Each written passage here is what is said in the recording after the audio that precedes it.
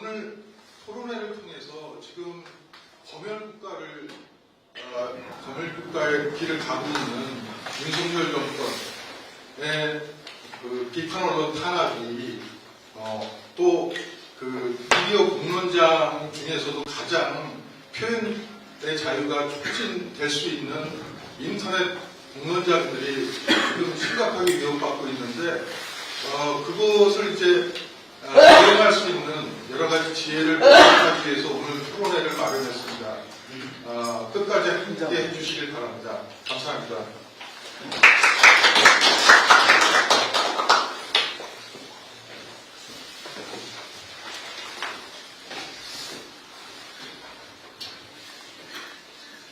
네, 저희 위원장님께서 해주셨습니다. 해주셨지만 이 허위조작 정보의 문제는 시민들의 우려와 또 걱정이 많습니다. 그런데 지금 현재 진행 중인 허위조작 정보의 대응 방안에 대해서는 좀 더 저희 논의가 좀 필요하지 않나.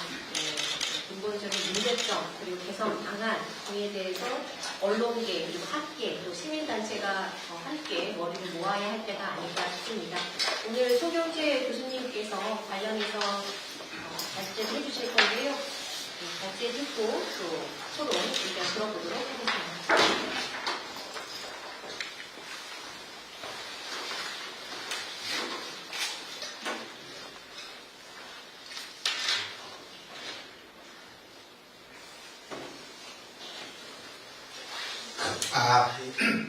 네, 안녕하세요. 상지대학교의 송경재입니다. 먼저 이런 뜻깊은 자리에서 발표를 하게 돼서 무척 감회가 새롭고요. 글쎄요, 감회가 새롭다는 말을 제가 드렸습니다만 지금 우리나라의 언론 현실을 좀 이렇게 곱씹어 보면은 상당히 암울하고 2023년의 그 마지막 두 달을 앞두고 있습니다만은 상당히 위태로운 그런 현상들이 많이 발견되고 있어서 발표를 하면서도 조금 마음이 좀 무거웠습니다. 네, 오늘 제가 좀 이야기할 주제는요, 방송통신심의위원회의 무법적 심의와 디지털 공론장의 검열이라는 주제를 가지고 얘기할 텐데요. 전반적으로 현재 방송통신심의위원회에서 진행하고 있는 무법적 심의에 대한 부분들은 시민 여러분 그리고 지금 많은 학계 시민단체에서도 다 알고 있기 때문에 무엇이 문제이고 쟁점인지를 다 아실 거라고 생각합니다.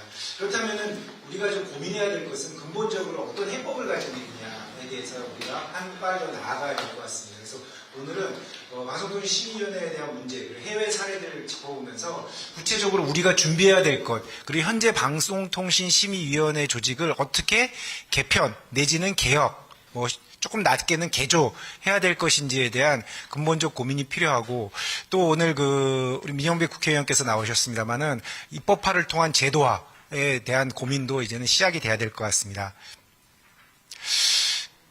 최근에 그 사태를 돌아보면서 가장 주목받고 있는 것이 역시 민주주의 국가에서 언론이 얼마나 중요한지를 다시금 깨닫고 있는 것 같습니다.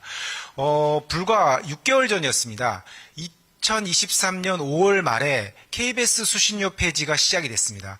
그때부터 휘몰아치기 시작한 광풍이 KBS 수신료 폐지를 이어서 방송통신위원회, 방송통신심의위원회의 조직적 재편, 그리고 그 KBS 이사회라든가 방문진을 통해서 그 대표, 공영방송의 대표를 바꾸는 움직임들이 일사천리로 진행되고 있고, 얼마 전에는 YTN까지 이제 민영화, 마지막 단계까지 이를 정도로 6개월 사이에 정말 치밀하게 언론 장악을 준비했다라는 표현밖에 얘기할 수밖에 없을 것 같습니다. 자, 민주주의 국가에서 언론이 중요한 얘기, 아무도 부정할 수는 없을 것입니다. 하지만 최근에 우리가 더 주목받고 있는 것은 언론이 가지고 있는 고유의 역할이 더욱더 중요해지고 있고, 미디어 역할이 시민들이 정치에 대한 최선의 정보를 제공할 수 있다는 점에서 매우 중요하다는 겁니다. 근데 한 가지 우리가 주목해야 될 것은 디지털 전환이라고 얘기하죠. 디지털 사회에서 새로운 미디어들이 계속 등장하고 있다는 거죠. 기존에 우리가 레거시 미디어라고 했었던 신문, 방송, 라디오 를 비롯해서 OTT를 비롯해서 뭐 유튜브 동영상이라든가 1인 미디어, 블로그 다양한 형태의 1인 미디어가 등장하면서 과연 언론의 범주를 어디까지로 봐야 될 것인가도 사실 미국 학계에서는 상당히 논란이 되고 있습니다. 과연 1인 미디어를 언론의 범주로 봤을 때 그럼 기존의 미디어는 어떤 차이가 있을지에 대한 고민들이 계속 진행되고 있는 것 같습니다. 그 와중에서 역시 디지털 사회가 발전하면서 한 가지 나타난 문제점 중에 하나가 바로 디지털 정보의 확산성 그리고 파급성이 너무 강하다는 겁니다. 거기에다가 허위 조작 정보라고 할 수 있는 우리가 흔히 가짜 뉴스라고 부르는 허위 조작 정보가 생산되었을 때 과거에 신문 방송과 같이 필터링을 할 수 없는 그런 확산이 될 수 있다. 여기에 대해서 이제 고민이 좀 시작되고 있는 것 같습니다. 그런 측면에서 많은 민주주의 연구자들, 저널리즘 연구자들이 이 허위 조작 정보의 확산 위험성을 지목하고 있고요. 민주주의의 가장 심각한 위기가 바로 허위 조작 정보가 될 것이다라고 이미 지적을 하고 있습니다. 이미 민주주의 퇴행에 대한 논의들은 이미 많이 진행이 되고 있고요. 특히 유럽에서의 권위주의 정부, 극우 정당의 출현, 네오나치즘의 등장, 그리고 미국의 정치적 양극화가 가속화되면서 이 민주주의 퇴행, 특히 유튜브를 비롯한 소셜 이 허위 조작 정보를 통해서 이런 양극화를 더 가속화시키고 있다. 이러한 평가들도 상당히 나오고 있는 것 같습니다. 특히 이제 2016년 미국 대선 트럼프와 힐러리의 대결로 이제 유명한데요. 이때 당시 말 그대로 이제 바이러스성 콘텐츠가 심각하게 문제가 제기되면서 전 세계적으로 이 허위 조작 정보에 대한 문제가 상당히 심각하구나라는 것을 알게 되는 그런 계기가 된 것 같습니다. 자, 그런데 이 허위 조작 정보가 어느 정도 우리 국민들이 그러면 어떻게 인식을 하고 있는지를 실제로 조사를 해봤는데요. 2023년에 이제 정보통신정책연구원의 연구 용역을 한국정치학회가 이제 실시했고 제가 이제 설문조사 담당으로서 이제 조사를 했는데요. 1,500명을 추출해서 과연 허위 조작 정보가 어디서 가장 많이 생산되고 있고 허위 조작 정보가 얼마나 유통이 되고 있는지를 좀 국민들의 이식을 살펴봤더니요. 허위 조작 정보가 어디에서 가장 많이 유통이 되고 있느냐 봤더니 유튜브 등 동영상 중심의 소셜미디어가 가장 높은 것으로 나타났습니다. 그리고 인터넷 포털이라든가 공중파, 종이신문은 상당히 낮은 것으로 나타났고요. 또 허위 조작 정보가 의도적으로 어느 미디어에서 만들어지고 있느냐 이걸 조사해봤더니 역시 유튜브 등 동영상 중심의 소셜미디어가 핵심이었다는 거죠. 기존의 공중파 방송이라든가 종이신문, 언론에서 만들어진 것들은 별로 없었다는 겁니다. 많은 국민들도 이제 인식을 하고 있다는 거죠. 자, 그럼 허위 조작 정보가 이제 심각하고 이게 문제가 있다라는 건 누구나 인정을 합니다. 하지만 역시 허위 조작 정보와 관련된 전 세계의 학계 라든가 언론계의 고민 중에 하나가 허위 조작 정보를 그럼 어떻게 정의하고 이것을 어떻게 규제 차단하기 위한 노력을 할 것인가에 대한 고민인 것 같습니다. 사실 허위 조작 정보라고 우리가 얘기를 합니다만 다양한 형태가 있죠. 일단 정말 거짓인지 알면서 정보를 유포하는 경우가 있고 내가 거짓인지 모르고 또 정보를 유포하는 경우도 있기 때문에 정말 선의의 피해자가 생길 수도 있고 이걸 처벌과 규제로서 과연 차단할 수 있을 것인가 라고 하는 문제점들이 등장하기 때문에 그렇습니다. 자, 그런데 더 큰 문제는 한국에서 허위 조작 정보가 민주주의 퇴행의 위기다라는 건 누구나 인식하고 있을 것 같습니다. 그런데 허위 조작 정보를 막으려고 결과적으로 또 다른 문제를 양산할 수 있다. 대표적인 게 지금 한국에서 진행되고 있는 바로 허위 조작 정보의 규제 움직임입니다.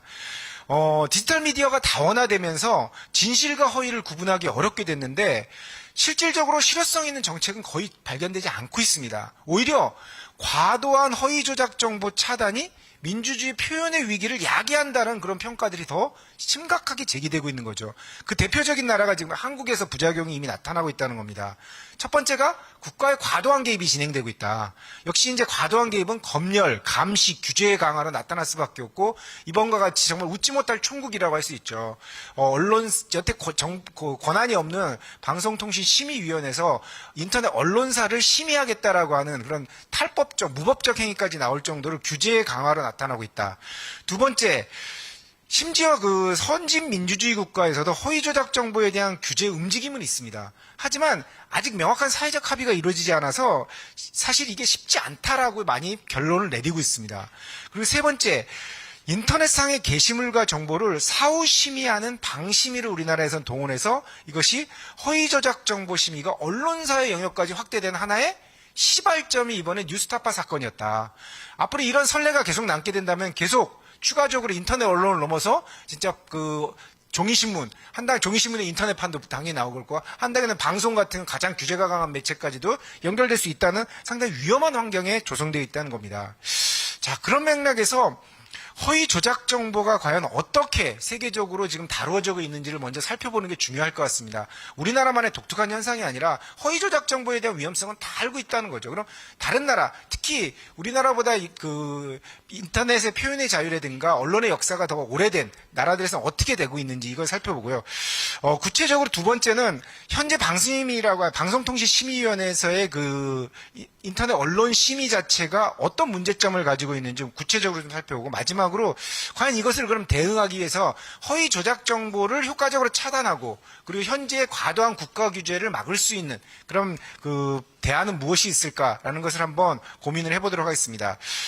허위 조작 정보와 관련돼서는 가짜뉴스가 혼재되어 있다라고 하는데, 저는 계속 지난번에 말씀드렸습니다만 가짜뉴스라는 표현 프레임을 더 이상 쓰면 안 된다. 최소한 학계에서는 쓰면 안 되겠다. 언론도 마찬가지지만은 허위 조작 정보 어쩔 수 없다면 가로 열고 가짜뉴스 정도로 쓰는 것이 앞으로 그 시민들에게 이게 가짜뉴스라는 프레임이 아니라 허위 조작 정보라고 하는 것이 정확하구나라는 걸 알려줄 수 있는 계기가 되는 것 같고요. 이러한 것들이 허위 조작 정보의 범주를 분명하게 하기는 상당히 어려운데, 역시 이제 여기 우리가 흔히 얘기하는 오인 정보라든가 오보까지도 포함될 수 있다는 점에서 여러 가지 형태가 혼재되어 있습니다. 정말 내가 거짓인지 알고 발표하는 경우도 있고요. 거짓인지 모르고 남한테 들었는데 사실인 줄 알았는데 이야기할 수도 있거든요.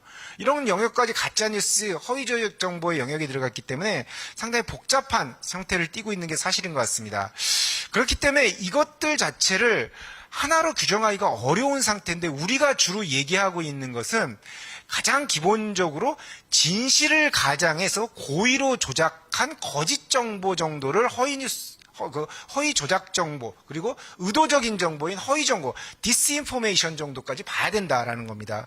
그래서 사실은 이 허위 조작 정보라고 하는 용어의 다면성은 있습니다만, 분명하게 잘못된 오인 정보나 패러디 풍자까지도 해서는 안 된다라고 이제 규정을 하고 있는 것 같습니다. 자, 그러면은 인터넷 현재 그 허위 조작 정보와 관련돼서 분명하게 그 학계에서 논의되고 있는 것은 허위 정보와 불법 정보를 나누려고 하는 시도가 있다는 거죠. 불법 정보는 말 그대로 정말 일리걸, 법에 위배된 거거든요. 법에 위배된 건데 현행법으로 다 처벌이 됩니다. 특히 우리나라와 같이 그 처벌주의적 경향이 강한 그 법률적 전통을 가지고 있기 때문에 이미 모든 법에서, 청소년 보호법부터 해서 모든 법에서 다 규제 조항들 다 가지고 있습니다. 그것을 그대로 인터넷 환경에 적용시키면 전혀 문제가 없어요. 형법에도 다 반영이 되고요. 그래서 불법 정보에 관한 규제 메커니즘은 분명하게 정립이 되어 있다. 문제는 허위 정보, 허위 조작 정보와 관련돼서는 어떠한 정의가 지금 규제되어 있지 않다라는 겁니다. 그러면 우리는 어떻게 해야 될 것이, 이런 문제를 누가 그럼 여태까지 판단해왔느냐? 허위 조작 정보와 관련돼서 불법 정보와 허위 조작 정보를 여태까지 한 번도 나누지는 않았습니다. 근데 허위 조작 정보 중에서 아까도 말씀드린 디스인포메이션 부분을 제외한 오보라든가 그리고 의도하지 않는 그 게시물, 의도하지 않는 정보물에 대한 처벌까지도 강제할 수 있을 것인가에 대한 논의는 계속 앞으로 진행돼야 될 겁니다. 그럼 해외에서는 어떻게 진행이 되고 있느냐? 역시 그 미국이라든가 영국, 독일, EU의 사례를 간략하게 짚어본다면요. 미국은 역시 최소 규제 원칙입니다. 자율 규제가 이제 진작이 되어 있고요. 미국은 전통적으로 플랫폼 사업자의 면책 조항까지를 강조하고 있으면서 테러, 마약, 지적재산권, 전쟁, 아동음란물을 제외하고는 대부분이 명백한 불법 정보가 아닌 경우는 표현의 자유를 직접적으로 다 보장을 하고 있습니다. 수정헌법 제1조가 이제 가장 강력한 근거가 되고 있고요. 최근에는 일부 주 차원에서 그 일부 조항에 대해서 허위 조작 정보, 가짜뉴스 차단을 놓고 있습니다만 주 단위에서 입법화가 된 것이라서 여전히 논의가 되고 있는 것 같고요. 연방의회 차원에서는 올해 2월 16일이죠. 인터넷 플랫폼 책임 및 소비자 투명성법을 발의해가지고 주로 허위 조작 정보에 대해서 국가가 직접 규제하는 것이 아니라 플랫폼 사업자가 투명성을 강화할 수 있는 것들을 강조해야 된다. 그 이유는 허위 조작 정보가 한번 게시되고 확산될 때는 국가 규제를 막을 수 없다는 게 명확해졌기 때문에 그렇습니다. 사실 이번에도 그 방송통신심의위원회에서도 차단 조치라든가 여러 가지 뭐 삭제 조치를 고려했을 겁니다. 그런데 이미 전 인터넷 모든 채널에 확산이 돼 있고 캡처가 돼가지고 떠돌아다니고 있는데 이것을 어떻게 다 모두 다 차단하겠습니까? 그것은 말도 안 되는 일이거든요. 그럼 미국에서 이건 절대 말이 안 된다. 그러면 어떻게 되느냐? 결국 플랫폼 사업자가 정하는 수밖에 없다. 이거에 대한 책임성을 강화해야 된다. 그리고 콘텐츠 조정 책임을 플랫폼 사업자에 더 강제해야 된다. 그리고 중요한 거는 사용자 보호 관점을 분명해서 표현의 자유라고 하는 시민권이 훼손되지 않는 가이드라인을 지켜야 된다라고 보고 있는 것 같습니다. 다만 뭐 정치적 증오라든가 극단주의, 인종차별, 아까와 같은 마약 범죄라든가 테러 이런 부분들은 초당적 민주당과 공화당을 가리지 않고 초당적 협력을 통해서 명확하게 그 차단하는 것을 합의를 하고 있습니다. 영국 같은 경우는 조금 더 그 미국의 그 자율적 규제보다는 약간 강화된 오프컴에 의한 강화된 그 규제를 좀 수행을 하고 있습니다. 그럼에도 불구하고 명백한 규제기관인 오프컴 자체가 공적 규제와 자율 규제를 같이 모색을 하고 있고요. 이 공적 규제와 자율 규제를 같이 모색하는 과정에서 사회적 합의를 통해서 불법 정보와 허위 조작 정보의 영역을 어느 정도 가이드라인을 설정해 놨다는 거예요. 어느 게 그럼 불법 정보의 영역이냐? 정치적 혐오 발언, 선정적 내역, 미성년자에 대한 음란물, 그리고 역시 유럽적인 나치즘, 인종주의 이런 것에 대해서 명확하게 이것에 대해서는 우리는 차단하겠다. 차단해도 절대 표현의 자유 침해가 아니다. 라고 하는 사회적 합의를 만들어내고 있습니다. 그래서 뭐 증오감을 선동한다든가 뭐 그 미성년자에게 마약을 판매한다든가 이런 부분들을 철저히 차단하고 있습니다. 그래서 일반적인 정치 논쟁이나 정부 비판, 뭐 조소, 반감, 노출 같은 경우는 표현의 자유 차원에서 영국에서도 다 허용을 하고 있습니다. 그리고 이제 가장 우리가 뭐 인터넷 관련 규제법 관련해서 많이 얘기하는 것 중에 독일이었는데요. 독일의 이제 네트워크 집행법을 이제 소셜미디어 차단법을 우리나라에 잘못 받아들이면서 뭐 가짜뉴스 처벌법으로까지 불렸는데 전혀 아니었죠, 사실은. 그 네트워크 집행법은 불만 제기 시스템, 그 사용자가 나의 이익이 침해당한다는 불만을 제기하는 시스템을 구축해서 사용자 신고를 받고 그것이 위법적이다 했을 때 이것을 정해진 시간 내에 삭제하자는 것이었습니다. 그렇기 때문에 그 책임자를 명시해서 불만 제기 절차 시스템을 구축하는 것이 목적이었습니다. 그런데 이로 인해서 이제 독일 법무부가 이것을 이제 페이스북에 총 500만 유로의 이제 그 과징금을 그 부여를 했습니다. 그런데 이게 그 나중에 이제 법원의 결정에서 네트워크 집행법이 폐지 수순에 갑니다. 가장 큰 게 행정부인 법무부가 미디어를 감독해서는 안 된다는 겁니다. 그리고 두 번째가 그 유럽연합의 원산지 원칙 위배, 즉 구글과 메타와 같은 글로벌 플랫폼 기업의 서버 자체가 국내에 없기 때문에 처벌할 수 없다라는 규정을 가지고 지금 폐지 수순으로 가고 있습니다. 그 대안으로 나온 유럽 디지털 서비스법이죠.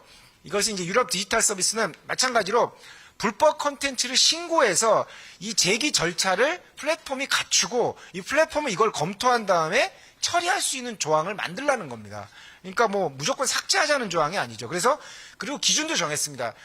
모든 플랫폼을 다 하는 게 아니라 초대형 글로벌 플랫폼, 지금 현재 17개의 대상입니다. 뭐 많이 아시는 알리바바, 알리익스프레스, 아마존, 애플, 부킹닷컴, 뭐 페이스북, 뭐 구글, 뭐 이런 정도 17개 정도, 그리고 검색 엔진 2개 정도가 포함되어 있지 모든 인터넷 플랫폼을 다 대상으로 하고 있지는 않다는 겁니다. 그러니까 일정 정도 규모가 되는 그 플랫폼만을 불법 정보 대응의 의무 조항으로 두고 있다는 겁니다. 자, 이걸 그 요약한다면요. 역시 해외 인터넷 정치 정보 규제는 최소화 원칙으로 가고 있고요. 그 민주주의의 중요한 가치이자 헌법이 보장한 표현의 자유 침해를 최소화하고 있고, 그리고 콘텐츠 자체에 대한 규제가 아니라 불법 정보에 대한 사회적 합의와 명확화를 하고 있고, 불법 정보 규제조차도 절차적 보호 장치가 있어야 된다는 겁니다. 이게 불법인자를 판정이 날 때까지는 분명히 아직까지 확인될 수가 없기 때문에 명확한 법적 판결이 날 때까지의 절차적 보호장치가 있어야 되고요. 언론사가 아닌 허위 조작 정보 유통자인 플랫폼의 책임성과 투명성을 더 강화해야 된다라는 것을 그 합의를 보고 있는 것 같습니다. 자, 그러면 이런 것들이 그러면 어떠한 영역에서 우리는 나오고 있느냐? 역시 방심이라고 하는 조직, 방송통신심의위원회를 통해서 이번에 인터넷 정보 규제, 인터넷 언론까지 규제를 하겠다라고 하는 것이죠. 역시 이제 뉴스타파 사건이 가장 큰 계기점이었었던 것 같습니다. 여기 정말 44조의 7항 헌법재판소의 위헌 소송도 좀 많이 냈고, 여전히 말이 많고 탈이 많은 조항입니다만, 이 불법 정보 유통 금지인데, 여기도 분명히 나옵니다. 사실 44조 7항이에요. 불법 정보예요, 불법 정보. 허위 조작 정보나 가짜 뉴스에 대한 조항이 아니거든요. 명확하게 현행법에 의해서 불법으로 규정된 정보를 유통금지하는 겁니다. 그렇기 때문에 사실 이건 말도 안 되는 조항이죠. 예? 사실인지 아닌지 명백하게 법적으로 판단이 안 된 상황에 대해서 이것을 정보통신망법의 하위 규정인 심의 규정으로 심의하겠다는 건 절대 말이 안 된다는 거죠. 그러면 방심위의 이런 인터넷 언론 심의 결정이라고 하는 것 자체를 하나의 사건으로 끝내는 것이 아니라, 그럼 이게 왜 문제인가? 그럼 방심이라는 조직은 어떤 문제점을 가지고 있는가를 한번 되짚어 볼 필요가 있다는 것이죠. 그래야지만이 방심위가 얼마나 무리한 심의를 하고 있고 이것이 위험한 걸 알 수 있다는 겁니다. 역시 첫 번째는 정부 비판의 목소리를 줄이려고 하는 거다. 이미 2025년에 유엔의 표현의 자유 특별보고관은 허위 조작 정보와 관련된 법을 만드는 국가들이 있다. 그런데 이들 국가의 입법 목적이 대부분이 정부 정책 비판을 억제하더라는 겁니다. 실제 현재 17개국에서 허위 조작 정보와 관련된 법을 만들었는데, 푸에르토리코, 볼리비아, 브라질, 알제리, 보스니아, 헝가리, 루마니아, 요르단, 아제르바이잔, 나머지 나라들은 얘기하지 않겠습니다. 대부분이 세계적으로 민주주의 국가가 열악한 나라들이 대부분입니다. 선진 민주주의 국가에서는 허위 조작 정보와 관련된 법을 만들지도 않고 만들 의도도 없습니다. 그런데 이게 허위 조작 관련 법을 지금 만들고 있다. 결국 어떤 형태로도 정보통신망법 44조의 7항을 가지고 심의를 하겠다는 것 자체도 결국에는 방심위 자체가 정부 비판 목소리를 줄이는 의도가 아니냐라는 의심을 충분히 할 수 있을 것 같고요. 두 번째, 역시 표현의 자유 침해. 이거는 너무나 많은 당연한 것이고 로 다루어져 있기 때문에 굳이 설명을 하지 않겠습니다만, 특히 심의 규정이라고 하는 하위 규정을 가지고 정보통신망법의 불법 정보에 대한 규제, 헌법 21조의 표까지 건드렸다라고 하는 거는 정말 이거는 담당자뿐만 아니라 이건 나중에 이건 직권 남용의 소지도 있을 것 같고요. 여러 가지 논란의 소지가 많고 책임성 있는 나중에 조치가 분명히 이루어져야 될 것이다라고 생각을 합니다. 그리고 역시 이제 국내 언론만을 대상으로 하는 비대칭 규제다. 이게 만에 하나 인터넷 방송통신심의위원회에서 이번에 정말 무리하게 계정 차단 조치, 삭제 조치를 했다고 치더라도 사실 이게 국내 사업자들, 국내 인터넷 언론만 대상으로 할 거라는 거예요. 이렇게 전혀 현재 빅테크, 실질적으로 허위 조작 정보가 가장 많다고 보는 게 다 유튜브나 소셜미디어잖아요. 앞서 국민들이 다 그렇게 알고 있는데 여기는 전혀 터치를 하지 못하죠. 이런 어떤 비대칭 과잉 규제를 하고 있다는 겁니다. 그리고 역시 이제 방심위의 위상도 이제는 좀 건드릴 때가 됐다. 사실 이게 예전부터 학계에서 논란이 됐는데 계속 방심위 자체에 대한 모호한 지위에 대해서 그냥 넘어가고 했는데 이제는 좀 논의할 때가 됐다는 것 같습니다. 이런 식으로 방심위가 이중적인 잣대를 들이내야 된다는 건 전 문제고, 방심위는 법적으로는 독립적으로 업무를 수행하는 민간 독립기구로 규정되어 있습니다. 방송통신위원회 설치 및 운영에 관한 법률 제18조에 따라서 방송통신심의위원회 설치를 할 수 있게 되어 있습니다. 여기에 따라서 민간 독립기구라고 얘기합니다. 근데 구성을 보시면 잘 아시겠습니다만 복잡한 구성을 따집니다. 사실은 교섭단체, 아니면 여야 정당, 집권 여당 이렇게 하지만 결론은 333의 구조를 가지고 있죠. 대통령이 3명, 여당이 3명, 그리고 야당이 3명의 구조, 6대3의 구조를 틀을 만들 수 있습니다. 그리고 그러다 보니까 이게 과연 민간 독립기구냐? 추천 권한을 가지고 있는데 아무리 민간인이 심의를 한다고 해도 당에서 추천하는데 과연 이게 민간 독립기구냐? 라는데 분명히 비판의 목소리가 있어서 사실 헌법재판소는 이미 이거에 대해서 판결을 내린 바가 있습니다. 근데 이거 사실은 명백하게 지금 국회도 이거에 대해서 규정을 안 한 거죠. 헌법재판소는 방심위를 행정기구라고 이미 결정을 했습니다.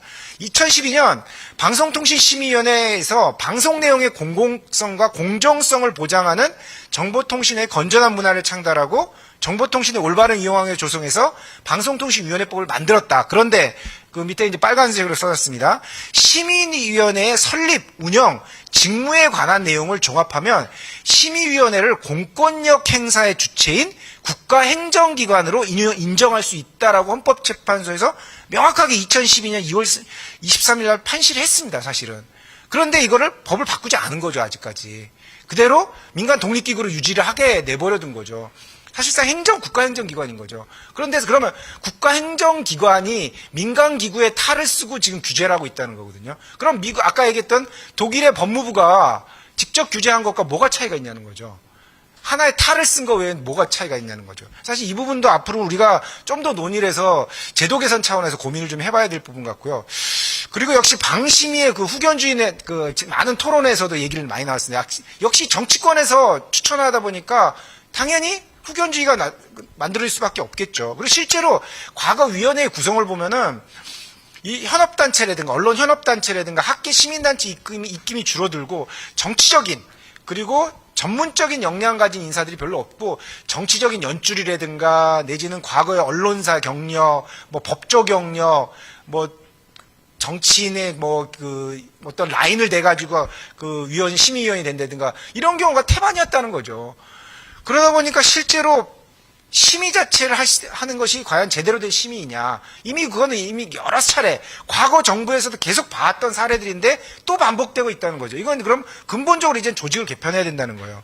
가장 핵심은 사실은 미디어 관련법에 대해서 우리도 더 고민해야 됩니다만 과연 똑같은 사후 규제라고 하더라도 규제에 가장 강력하게 되는 것이 방송입니다. 방송은 역시 무차별적으로 모든 사람들이 볼 수 있기 때문에. 하지만 인터넷 통신 같은 경우는 무차별적으로 봄에도 불구하고 이미 가장 참여 촉진적인 매체로 세계적으로 그 자율 규제 영역이 가장 강한 영역입니다. 그런데 현재 방송과 통신이 하나의 심의기구에 있다. 과연 이게 정상적인가? 이것도 한번 고민을 해야 되거든요. 정말 가장 강력한 심의 기준인 필요한 방송, 표현의 자유 영역이 강한 통신, 이게 같은 기관에 속해 있어요. 이것도 어떻게 보면 논리적 모순이라고 할 수 있거든요. 그래서 사실 장기적으로 분리 또는 조직의 개편이 필요하다는 겁니다. 자, 이제 결론적으로 말씀드린다면은 아까도 결과적으로 지난 11월 8일 그 엄중 조치한다더니 서울시로 결국 넘겨버리는 그런 정말 희극이죠, 희극. 이런 게 이제 나오게 됐고, 결국 인터넷 자유 수준도 우리나라는 계속 낮은 수준에 이제 머물러 있는 게 분명한 것 같습니다. 그래서 앞으로 최소한의 허위 조작 정보 규제가 필요하다면 사회에서의 합의가 좀 필요하다. 뭐가 허위 조작 정보? 우리 사회에서 이건 허용 못해, 우리 더 이상. 예? 우리 사회에서 이거는 절대 가짜뉴스고 뭐고 떠나서 허위 조작 정보, 예를 들어서 장애인 차별이라든가, 인종 차별이라든가, 외국인 혐오라든가 이런 부분에서는 더 이상 이걸 뉴스 정보라고 못하겠다라는 합의가 있어야 된다는 거죠. 그래서 단순한 규제 일변도 정책이 아니라 정부, 정치권, 플랫폼, 시민사회, 학계 이런 노력들이 좀 필요할 것 같습니다. 자, 그런 측면에서 좀 몇 가지를 제 고민 사항을 좀 드린다면, 정치권 같은 경우는 과연 허위 조작 정보의 현황이 어느 정도인지를 먼저 파악해야 될 것 같아요. 지금 규제하려고 언론진흥재단에서 신고센터 만들고 방송통신심의위원회에서도 신고센터 만들었는데 도대체 허위 조작 정보가 뭔데? 이거부터 규정해야 되는 거죠. 그리고 실태를 좀 파악해야 됩니다. 자칫 언론도 허위 조작 정보의 피해자가 될 수 있어요. 자칫하다가요. 그럼 기초 데이터를 당연히 있어야겠죠. 그리고 두 번째는 분야별로 자체적으로 지금 정화할 수 있는 시스템이 있느냐는 거예요. 모니터링 시스템이라든가 한라인이라든가 선관위라든가 중재위 이런 게 잘 작동하고 있는지를 잘 봐야겠죠. 그리고 세 번째, 역시 이제 그 시민문화 차원으로 그 시민 뉴미디어 리터러시 부분에 대한 홍보 교육에 대한 지원을 확대해야 될 겁니다. 물론 이 예산도 확대해야 되겠습니다만 지금 전체적으로 줄어드는 분위기이기 때문에. 그리고 이제 마지막으로 이제 사회적 합의를 통한 법제도, 규제 중심적보다는 명확한 그 44조 7항이 꼭 필요하다면은 조항의 명확한 입법을 통해서 무리한 해석이 나지 않을 조항, 그 규제 조항들을 분명히 만들어야 될 것 같고요. 플랫폼 사업자의 역할이 매우 중요합니다, 사실은. 이 허위 조작 정보는 가장 효율적인 것이 시장 차원의 기술적 규제라고 하는 것이 전 세계적으로 확인이 되고 있습니다.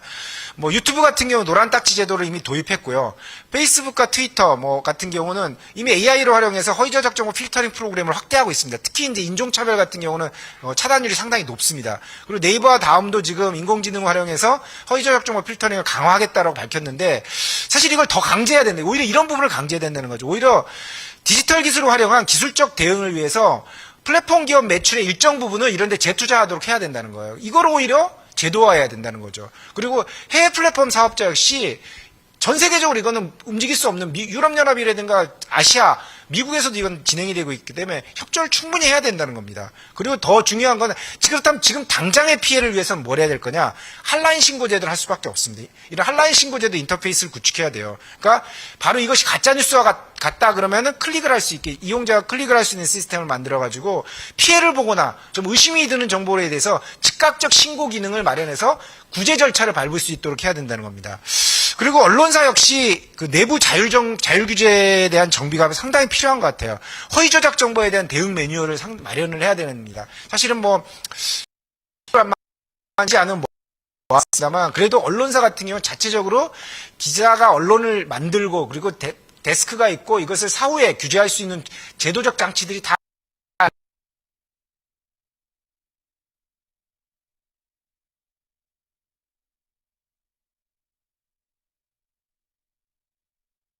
시민사회나 학계에 대한 부분은 뭐 많이 논의가 되었기 때문에 이 부분에 대해서는 뭐 여기까지 마치도록 하겠습니다.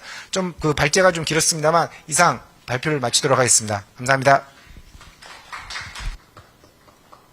네, 송경재 교수님 발표 감사합니다. 이 허위 조작 정보에 대한 문제의 심각성은 누구나 인정하는 부분인 것 같습니다. 어떻게 규제를 할 것인가 해외 사례를 통해서 미국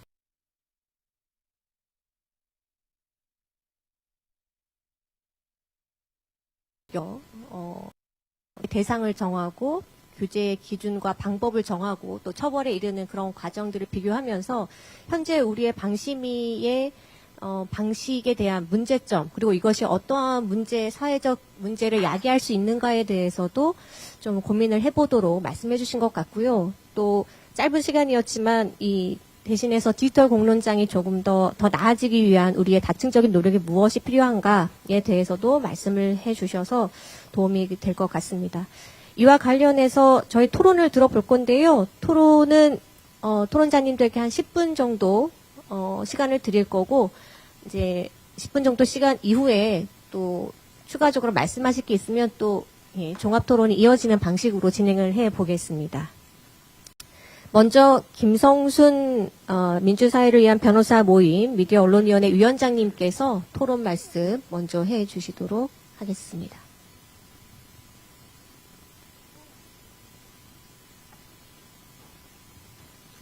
예. 교수님 발제 예전부터 잘 보고 잘 참고하고 공부 많이 하고 있습니다. 일단 최근에 다시 자기들이 이제 한 발 물러선 자세를 취했죠. 사실상 한 발 물러선 자세를 취하면서 사과와 반성은 없었는데 어떻게 보면 아주 불필요한 논의를 우리 사회가 또 한 겁니다. 그러니까 거의 한 5년 이상 트럼프가 얘기했던 페이크 뉴스라는 단어 이후로 이 가짜뉴스에 대한 정의라든가 가짜뉴스를 어떻게 규제할 것인가에 대한 논의가 어떻게 보면 별로 달라지는 것 없이 반복 재생산되어 왔던 것 같습니다. 전 세계적으로 대체적으로는 사업자의 의무를 강조하는 형태의 규제 방식으로 좀 정리가 되고 있는 것 같아요. 그리고 가짜뉴스의 정의도 어느 정도는 이제 대체적인 사회적 합의에는 이르는 것 같습니다. 일단은. 그런데 어쨌든 간 지금 방심이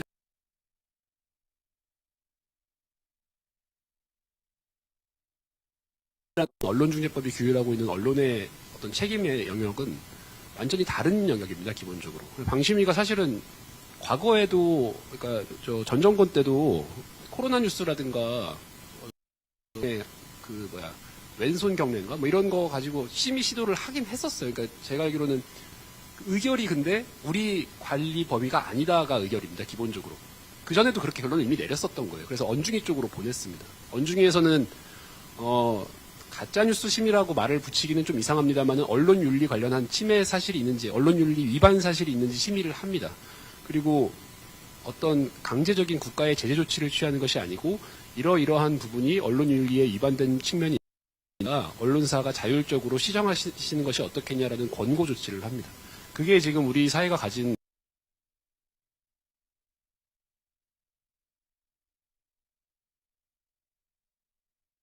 범위였던 겁니다.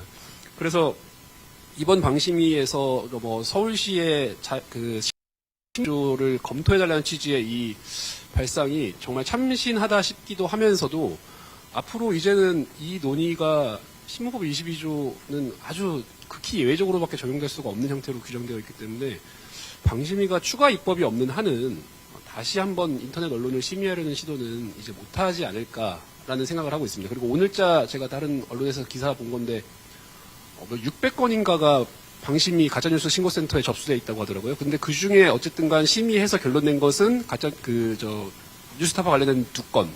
나머지 지금 598건 어떻게 할지 지금 전혀 예상할 수 없는 상황이고, 적어도 인터넷 언론이라면 앞으로도 자기들은 신문법 22조 검토 한번 해주세요라는 식의 서울시로 떠넘기기식 행정밖에 할 수 없다. 하여튼 조치밖에 할 수 없지 않나 싶습니다.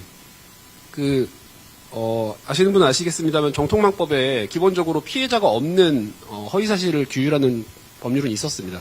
미네르바 위헌 사건이 딱 그건데, 그 당시 이제 헌법재판소가 묘한 판결을 한 것이 표현의 자유에 정면으로 침해한다는 취지의 결정을 내린 것이 아니고, 어느 정도는 허위 사실이 사회에 떠도는 것을 규율할 만한 필요성이 있다. 뭔가 처벌할 수는 있겠다. 그런데 당시 정통망법이 가지고 있는 그 처벌 규정이 너무나도 모호하고 광범위하게 적용될 수 있기 때문에 우리는 위헌이라고 생각한다는 취지의 결정을 내렸습니다.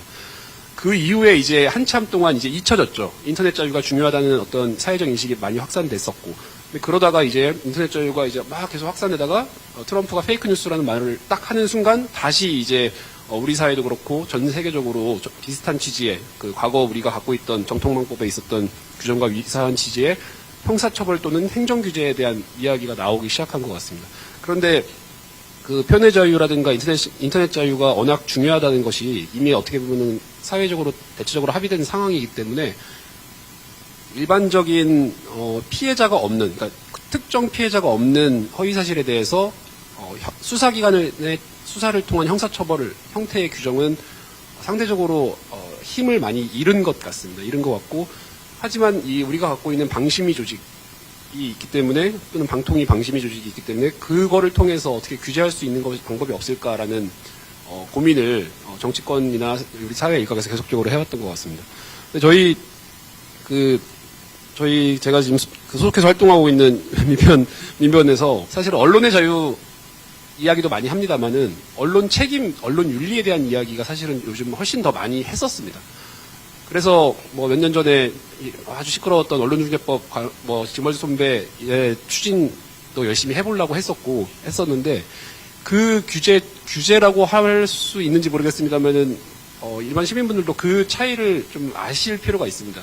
가짜뉴스 허위정보 분명히 위험한 건 맞는데 이거를 국가기관 주도의 행정적, 형사적 제재로서 해결할 것이냐, 민사적 어떤 손해배상의 문제, 자기들끼리의 손해배상을 좀 강화하는 취지의 측면으로 해결할 것이냐, 또는 민사와 좀 다를 수도 있습니다만은 언론사들 또는 통신사들이나 플랫폼이 결합해서 함께 진행하는 자율 규제를 좀 더 강화하고, 자율 규제에서 자율이지만 규제라는 어떤 그동안은 실효성 문제가 계속적으로 지속돼서 왔었는데, 실효성에 대한 지적이, 규제를 조금 우리끼리라도 뭔가 좀 강화할 수 없는가라는 논의를 계속 해왔던 겁니다. 그래서 공적 규제와 사적 규제를 구분해서 기본적으로 생각을 해야 되는 것이고, 사적 규제 측면에서 좀 강화해보자. 왜냐하면 공적 규제는 지금도 윤석열 대통령 돼가지고는 칼자루를 지더니만 이상한 형태로 칼을 막 휘두르니까 정신이 없단 말이에요, 지금.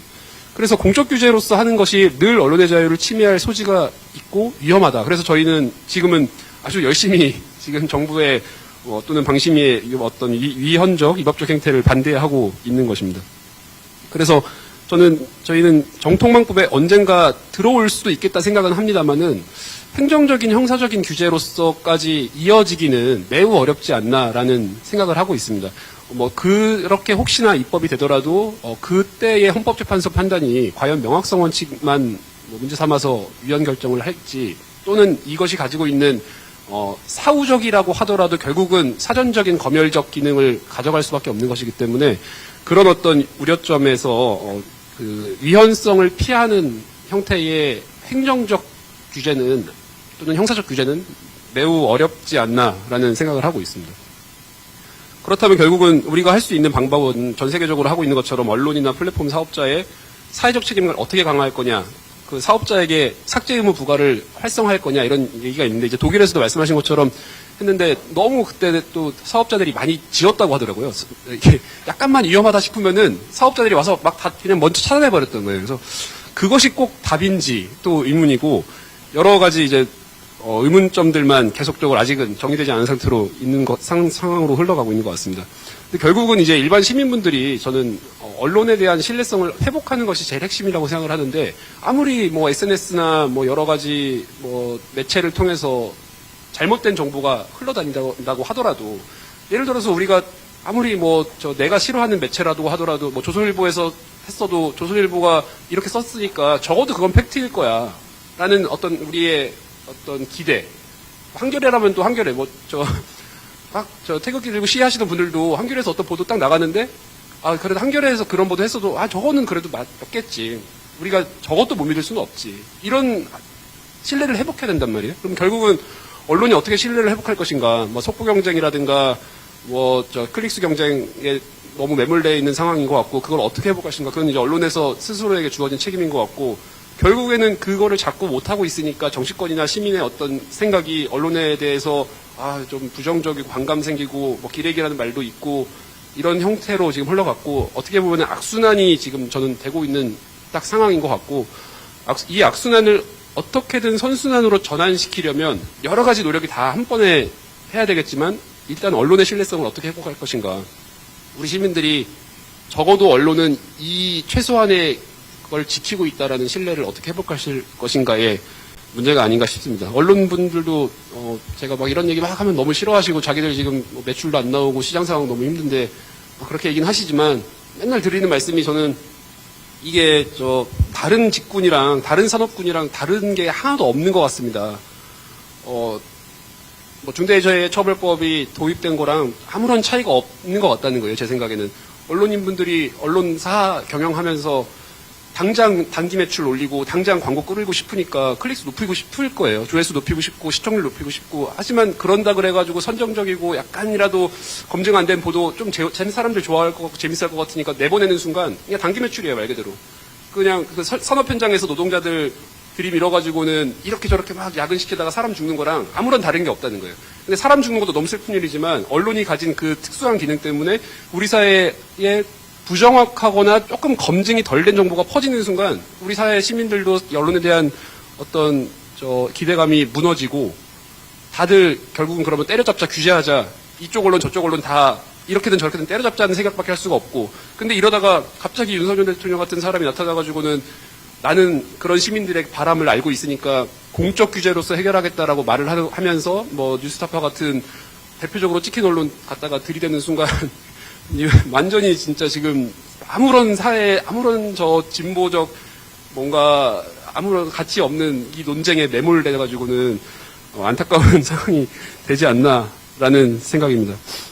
그리고 이번 발제 보면서 다시 한번 저는 생각했던 것이, 우리 사회가 허위가 뭐냐, 그 허위를 누가 판단할 거냐에 대한 거는 컨센서스가 참 쉽지 않을 것 같습니다. 그 사회적 합의에 이르는 거는 매우 어렵다는 생각이 들고, 오히려 서울대에서 했던 어떤 가짜뉴스 관련한 어떤 그 자유규제라고 해야 될까요? 하여튼 그런 민간 검증이라든가 하는 것들을 좀 강화해야 되지 않나 싶고, 그리고 대부분의 지금 어떤 허위 정보라고 할 만한 것들은 SNS를 통해 이루어지고, 특정할 수 없는 누군가를 상대로서 합니다. 예를 들어서 이슬람 난민들은 강간을 한다더라, 이런 식의. 근데 이게 특정이 안 되기 때문에 명예훼손이 아니에요. 이게 처벌할 수가 없고. 그리고 그런 채널들을 보면은 고소하고 싶어서 간혹 가다가 이제 난민분들이나 그 당시에 이제 뭐 예멘 분들 이렇게 찾아와가지고 고소하고 싶다고 해요. 사진도 이상하게 실어놓고 막 하는데 채널 특정이 안 돼 있어요. 유튜브 같은 것들이. 누가 만드는지도 알 수가 없어요. 고소해서 해봐야 경찰에서 공문은 보냅니다.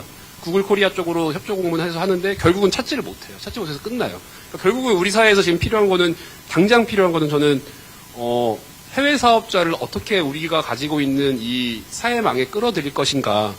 외계 사업자에 대한 규제 논의로 이제 보통 어려운 말로 하더라고요. 그거랑 혐오 표현 또는 증오 표현을 어떻게 우리가 도입할 것인가. 근데 제가 혐오 표현을 정통망법인가 어딘가 불법 정보로서 규정하자는 취지의 아주 뭐 나아간 말씀을 드리는 건 아닙니다. 저는 이제 이미 우리가 좀 도입 시도를 했던 차별금지법 정도를 하고, 근데 차별금지법에는 아주 특수한 경우에 처벌 규정은 있습니다만은 기본적으로는 민사손배를 강화하자는 취지로 구성되어 있습니다. 그러니까 이거를 당장 뭐 방심이가 칼을 잡고서 활용할 수 있는 그 불법 정보에 넣는다기보다는 일단은 일반적 차별금지법을 도입해서 시행해서 상황을 보는 거죠. 상황을 보고 차별금지 발언이라든가 어떤 혐오적 발언들에 대해서 민간에서 어떻게 이 법을 통해서 규율되는지를 조금 지켜보다가 그래도 도저히 안 되겠으면은 독일식이라든가 유럽식으로 좀 더 강력한 행정적, 형사적 규제를 도입하는 것이 맞지 않나라는 생각이 들었습니다. 일단 이상 마치겠습니다. 아유, 네, 감사합니다. 가짜뉴스든 허위 조작 정보든 이 행정적, 형사적 국가 규제는 이 언론의 자유나 또 표현의 자유 침해, 또 권력에 따른 어떤 전행을 발생시킬 우려가 크다라는 점을 좀 잘 지적해 주신 것 같고, 언론의 신뢰 회복이 지금 되어 있지 않는 상황이다 보니까 악순환이 선순환으로 바꿔야 하는 그런 전환의 어떤 과제가 지금 앞에 놓여 있는 것이 아닌가라는 점을 좀 짚어주신 것 같습니다. 좀 토론으로 말씀 못하신 것이 좀 많으신 것 같은데 다시 한번 또 종합 토론이 있으니까요. 예, 추가적으로 말씀 주시고요.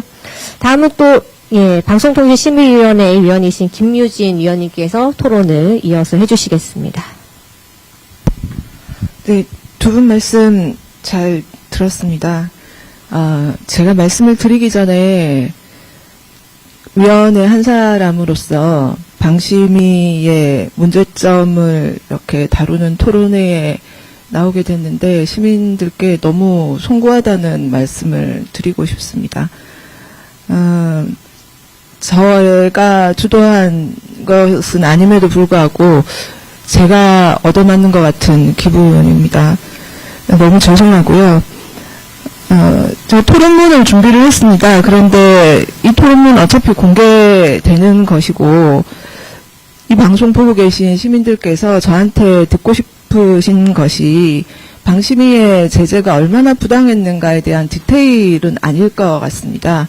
그리고 앞서 여러분들께서 말씀해 주셨듯이 지금 방심위의 문제는 제가 볼 때 작게는 윤석열 정부의 언론 장악, 그리고 크게는 한국 사회의 민주주의 퇴행이라는 측면에서 이해를 해야 해법도 나오지 않을까 그런 생각이 듭니다. 그래서 몇 가지만 말씀을 드리겠습니다.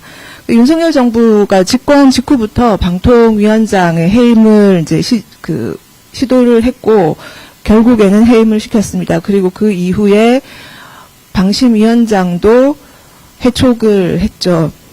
그리고 공영방송 이사 해임을 통해서 사장 교체를 시도했습니다. 그리고 최근에 KBS 사장 교체는 성공을 했고요.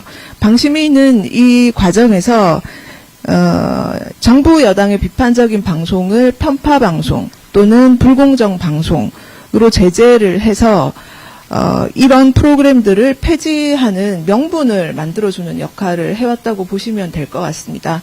최근에 박민 사장이 들어와서 국민들에게 사과를 한다면서 편파 방송해서 죄송하고 앞으로 이런 방송들 그리고 이런 방송을 만드는 제작진들을 가만 놔두지 않겠다라는 식의 얘기를 한 거죠. 방심위는 이런 말하자면 장악의 근거를 제공을 했다고 보시면 될 것 같고요.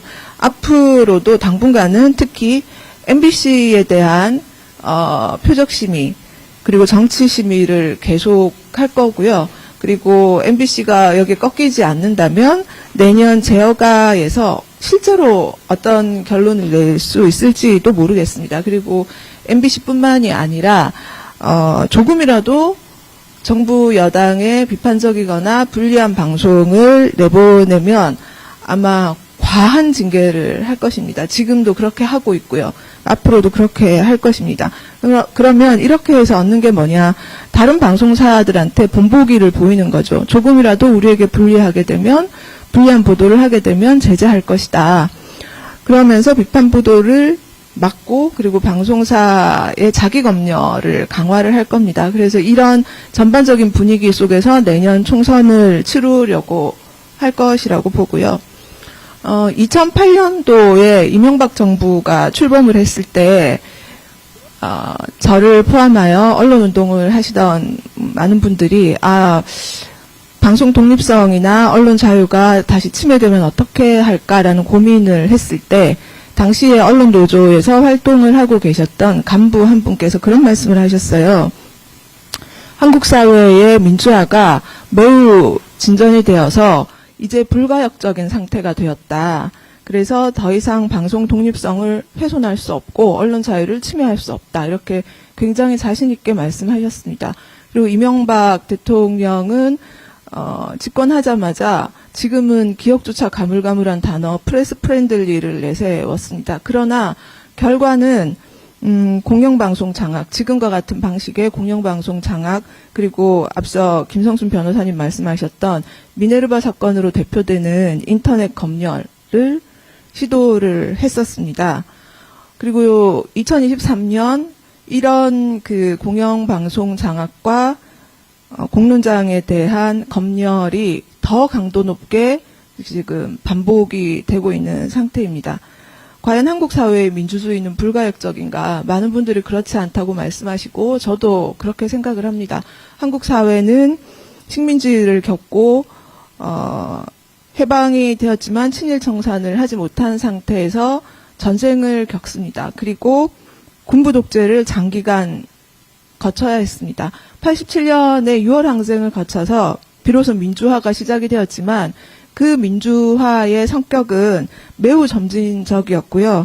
그리고 권위주의 구체제 세력을 완전하게 청산하지 못하는 민주화였습니다. 그리고 진정한 보수가 이 과정에서 만들어지지 못했습니다. 그래서 우리의 민주주의는 지금도 저는 매우 가역적이고 불완전해서 시민들이 이제는 됐겠지, 이쯤 하면 됐겠지 하는 순간 언제든 퇴행을 할 수 있다고 생각을 하고 실제로 그렇게 되고 있다고 생각합니다. 민주주의 이행 과정에서 가장 대표적인 퇴행의 징후가 저는 두 가지라고 생각합니다. 하나는 상권 분립이 무너지는 것, 그리고 또 하나가 언론 자유가 위축되는 것이라고 생각을 합니다. 지금 윤석열 정부가 이른바 시행령 정치를 하고 있죠. 그러니까 전형적인 그 입법기관에 대한 무시입니다. 그리고 검찰 권력이 비대해지면서 입법부를 위협을 하는 상황이고요. 그리고 뭐 작게는 법에 따라 야당이 추천한 방통위원을 대통령이 임명하지 않음으로 해서 방통위의 정상적인 기능을 마비를 시킨 상황이고요. 이런 식의 그 상권 분립이 무너지는 동시에 한쪽에서는 언론 자유가 심각하게 지금 위축되고 있는 상황이고 공영방송이 장악되고 있고 그리고 인터넷에 대한 사실상의 검열이 시도가 되고 있습니다. 방시민은 이 과정에서 한 역할을 맡고 있다고 보시면 됩니다. 아까 발제하신 송경재 박사님께서 정보통신망법 44조 7을 적용해서 불법 정보로 어떻게 그 뉴스타파를 제재할 수 있냐 없다. 네, 맞습니다. 그래서 방심위도 그거를 적용한 게 아닙니다. 그걸 적용한 게 아니고요. 통신심의규정 제8조 제1호 카목 이 내용이 뭐냐면 그 밖에 사회적 혼란을 현저히 야기할 우려가 있는 내용으로 뉴스타파의 인터뷰를 심의를 했습니다. 사회적 혼란을 현저히 야기한다. 이게 얼마나 자의적 기준이 가능한 조항입니까? 그런데 이 조항을 심의할 때도 예를 들면 사회적 혼란을 줄 만한 정보라고 해도 지금 시점에서 현저하지 않으면 시정 요구를 하지 않습니다. 그렇게 하지 않아 왔습니다. 뉴스타파 보도는 1년 반 전에 나왔고요. 지금 시점에서 사회적 혼란은커녕 대부분의 시민들은 기억도 잘 못하시는 겁니다. 그런데 이 그 조항을 적용을 해서 뉴스타파가 유해 정보다, 사회적 혼란을 야기하는 정보지만 우리가 제재하지는 않겠다, 이렇게 지금 갔는데, 이 조항은 정말 이현령 비현령입니다. 정부에 조금이라도 불리하면 사회적 혼란을 현저히 야기할 우려가 있다, 이렇게 해서 심의를 할 수 있는 거거든요. 그래서 방심위가 이런 식으로 비판 방송을 제재를 하고, 그리고 인터넷에서 조금이라도 불리한 정보가 나오면 이 통신심의 규정을 적용을 하게 되면 정말 한국 사회 민주주의가 어디까지 퇴행을 할지 저는 잘 가늠이 되지 않습니다. 그러면 이런 상황에서 어떻게 하라는 거냐, 또는 어떻게 할 거냐라는 그 질문을 하실 수 있을 것 같습니다. 제가 뭐 어떻게 뾰족한 답변을 내놓겠습니까만 몇 가지를 좀 말씀을 드리자면, 여러 분들께서 이제 언급을 하실 텐데, 방심위가 이렇게 가짜뉴스 심의 등을 내세우면서 부당한 심의를 하겠다고 했을 때, 단 한 명의 직원이 그것에 대해서 부당성을 주장을 했습니다. 실명을 밝히고. 그런데 그 이후에 11명의 팀장이 여기에 그 동조를 또 합니다. 그러다가 최근에는 가짜뉴스 신고센터에 그 파견된 4명의 직원들이 구조적인 문제를 언급하면서 못하겠다, 사실상 이런 이제 그 입장을 냈고 돌아가고 싶다, 일상 업무로. 그러니까 150명의 평 직원들이 거기에 이제 지지의 의사를 밝혔습니다. 저도 20살 때부터 학생운동을 하고 시민운동을 해 와서 30여 년 넘게 이 여러 가지 경험을 했는데, 한 명이 10명이 되고 10명이 100명이 되는 이런 그 정말 뭐라고 할까요? 모범적인 연대의 과정, 이것을 이렇게 지켜본 것이 거의 처음이 아닐까, 그런 생각이 들어서 제가 진짜 정말 울컥할 정도였습니다.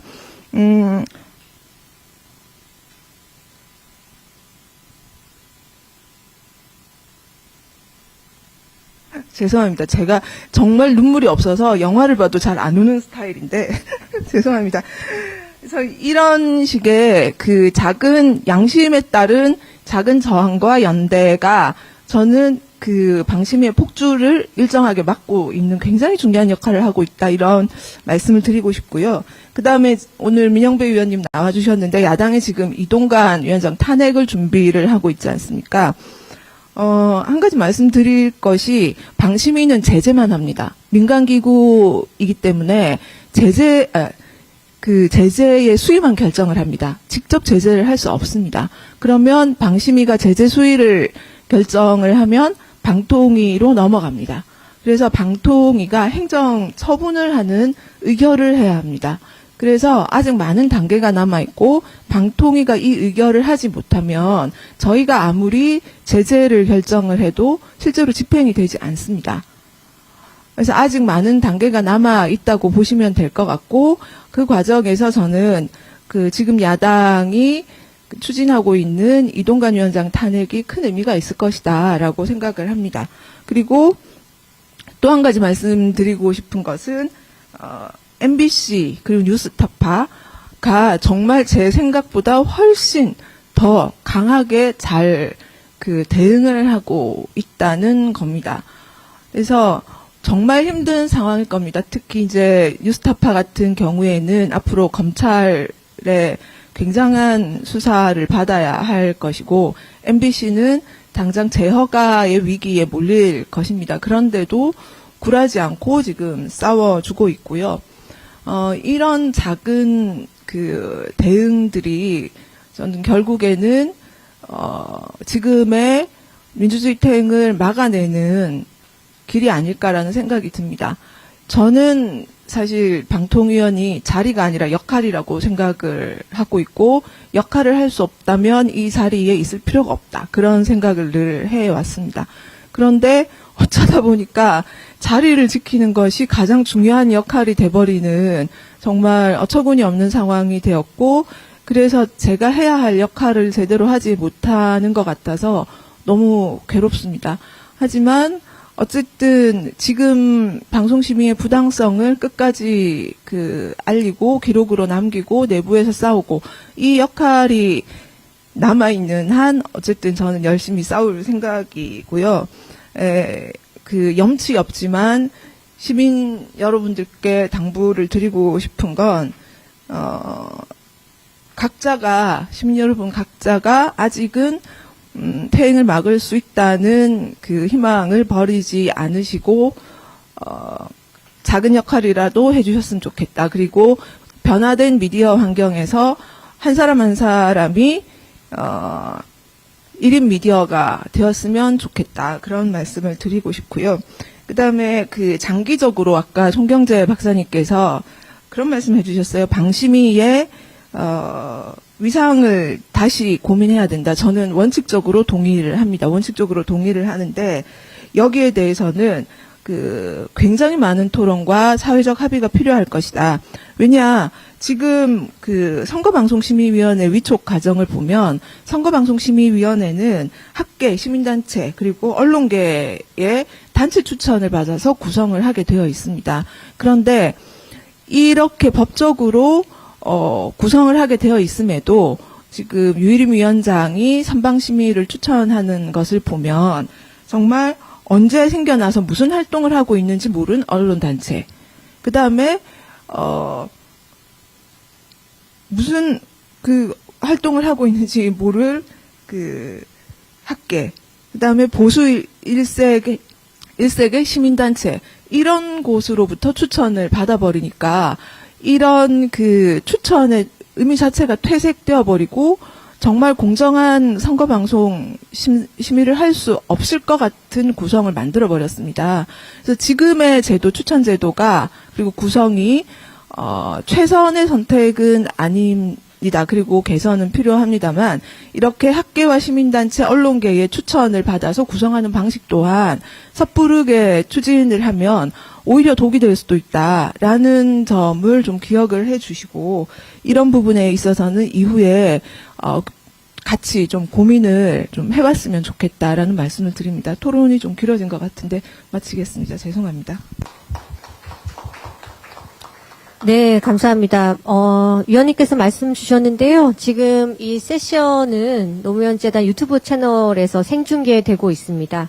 혹시 토론에 질문이나 혹은 의견을 남겨주실 분들은 저희 댓글로 의견을 남겨주시면 질문에 응답을 드릴 수 있도록 노력을 하도록 하겠습니다.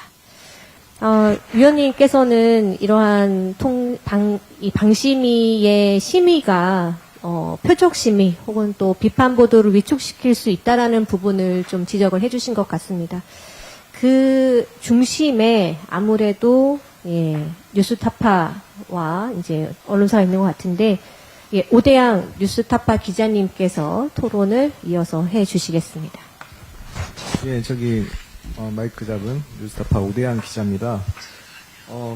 앞선 발제자분과 토론자분들께서 주시는 말씀이 되게 저희 뉴스타파를 둘러싼 현재 상황 같은 것들을 이제 다각에서 좀 설명해주고 계시고, 좀 앞으로, 그리고 마음에 굉장히 남는 것이 잘하고 있다는 그 말씀이 되게 저에게는 크게 남아있습니다. 감사드린다는 말씀 드리고 싶고요. 저희 역할은 이제 당사자 언론으로서 지금의 상황을 어떻게 바라보고 있고 무엇을 겪었고 저희가 어떻게 해나갈지에 대한 얘기인 것 같습니다. 벌써 이제 3개월이 지났습니다. 이제 뉴스타파가 9월 1일 신앙림 전 뉴스타파 전문위원회에 대한 압수수색을 시작으로 이 상황을 겪고 있는데요. 누구를 만나든 요즘 제일 먼저 듣는 질문이 요즘 어떠세요?인 것 같습니다. 요즘 어떠세요? 그래서, 근데 매번 제 레파토리가 달라지는데, 오늘의 레파토리는 제가 들어오면서 여기 이 연속 토론회 세션들이 여러 개 있더라고요. 굉장히 AI라든지, 우리 미래 세대를 위해 중요한 이슈들이 있는데, 나도 저거 굉장히 관심 많고 저기 토론자로 나가보고 싶은데 왜 나는 저런 미래에 대한 얘기를 하지 못하고 가장 낡은 것에 발목이 붙잡혀 있을까 이런 느낌을 받았습니다. 이게 오늘의 상황에 들어맞는 얘기지만은 저를 비롯한 뉴스타파 많은 기자들이 이런 비슷한 생각을 하고 있을 거라는 생각이 듭니다. 이제 저는 일단은 조직을 대표해서 나와 있지만은 내부 상황 전해드리면은 이제 당장 피의자로 이름이 올라간 그 2명의 저희 기자들은 굉장히 어려움 속에 있습니다. 많이 고통을 받고 그리고 다른 기자들도 마찬가지로 이제 취재 현장에서 굉장히 제약을 많이 받고 그리고 뉴스타파라는 조직에 좀 저희 내부 성원으로서는 그 특수성이 있다고 생각합니다. 저희는 회사라든지 조직이라는 이런 말보다는 일종의 사회적 자산이라고 저희는 생각하고 있고 저희가 광고나 후원 없이 정말 불특정 다수의 후원 회원들의 정성으로 운영되고 있다는 사실을 항상 자각하고 있고요. 그리고 저희 구성원들도 일종의 뉴스타파라는 주체를 얘기하면 우리 회사가 공격받아 이런 얘기보다는 나 자신이 공격받는다는 그런 느낌을 많이 받거든요. 저도 지난 2달 정도 방심위에 들어가서 심의 과정을 방청했는데 정말 말 한마디 한마디가 너무 저의 그 자리에 제 이름이 들어간 것처럼 아프고 정말 고통받았습니다. 그런 상황이고요. 이런 뭐랄까요. 거친 용어지만 이제 가짜 뉴스와의 전쟁을 치르면서 저희가 제 일선에 서게 된 느낌입니다. 몇 년 전에 이제 지록이마라는 단어를 이제 여러 지식인분들이 올해 사자성어로 뽑았는데 딱 그 상황에 좀 놓인 게 아닌가 생각이 됩니다. 이제 발제자께서도 주로 그런 얘기를 해주신 것 같은데 이제 가짜 뉴스라는 말과 말의 그게 어떤 오용되면서 굉장히 이 상황으로 이어지고 있고 어떤 이제 통칭했을 때 권력이라고 할 수 있는 집단의 어떤 불편한 얘기가 전해졌을 때 그거를 이 명분을 세워서 탄압하고 있다는 그런 상황을 느끼고 있고요. 이제 조직 차원에서는 이런 부분에 대해서 굉장히 지금 신중한 입장에 있습니다. 참, 사실, 저도 이제 기자로서 많은 이제 사회적 의제라든지 이슈를 다뤄봤는데, 이게 참, 명명백백하게 다룰 수 있음에도 불구하고 조심스러울 수밖에 없는 상황들이, 흔히 말하는 법기술, 그리고, 저희를 함정에 빠뜨리려는 여러 상황들, 그런 것들에 대해서 굉장히 조심스러울 수밖에 없을 것 같고요. 그럼에도 저희는 좀 원칙은 세워나가고 있습니다. 이제 내부의 문제들은 이제 진상조사위, 내부위원들이 참여한 진상조사위를 통해서 해결해 나가자는 방침이고요.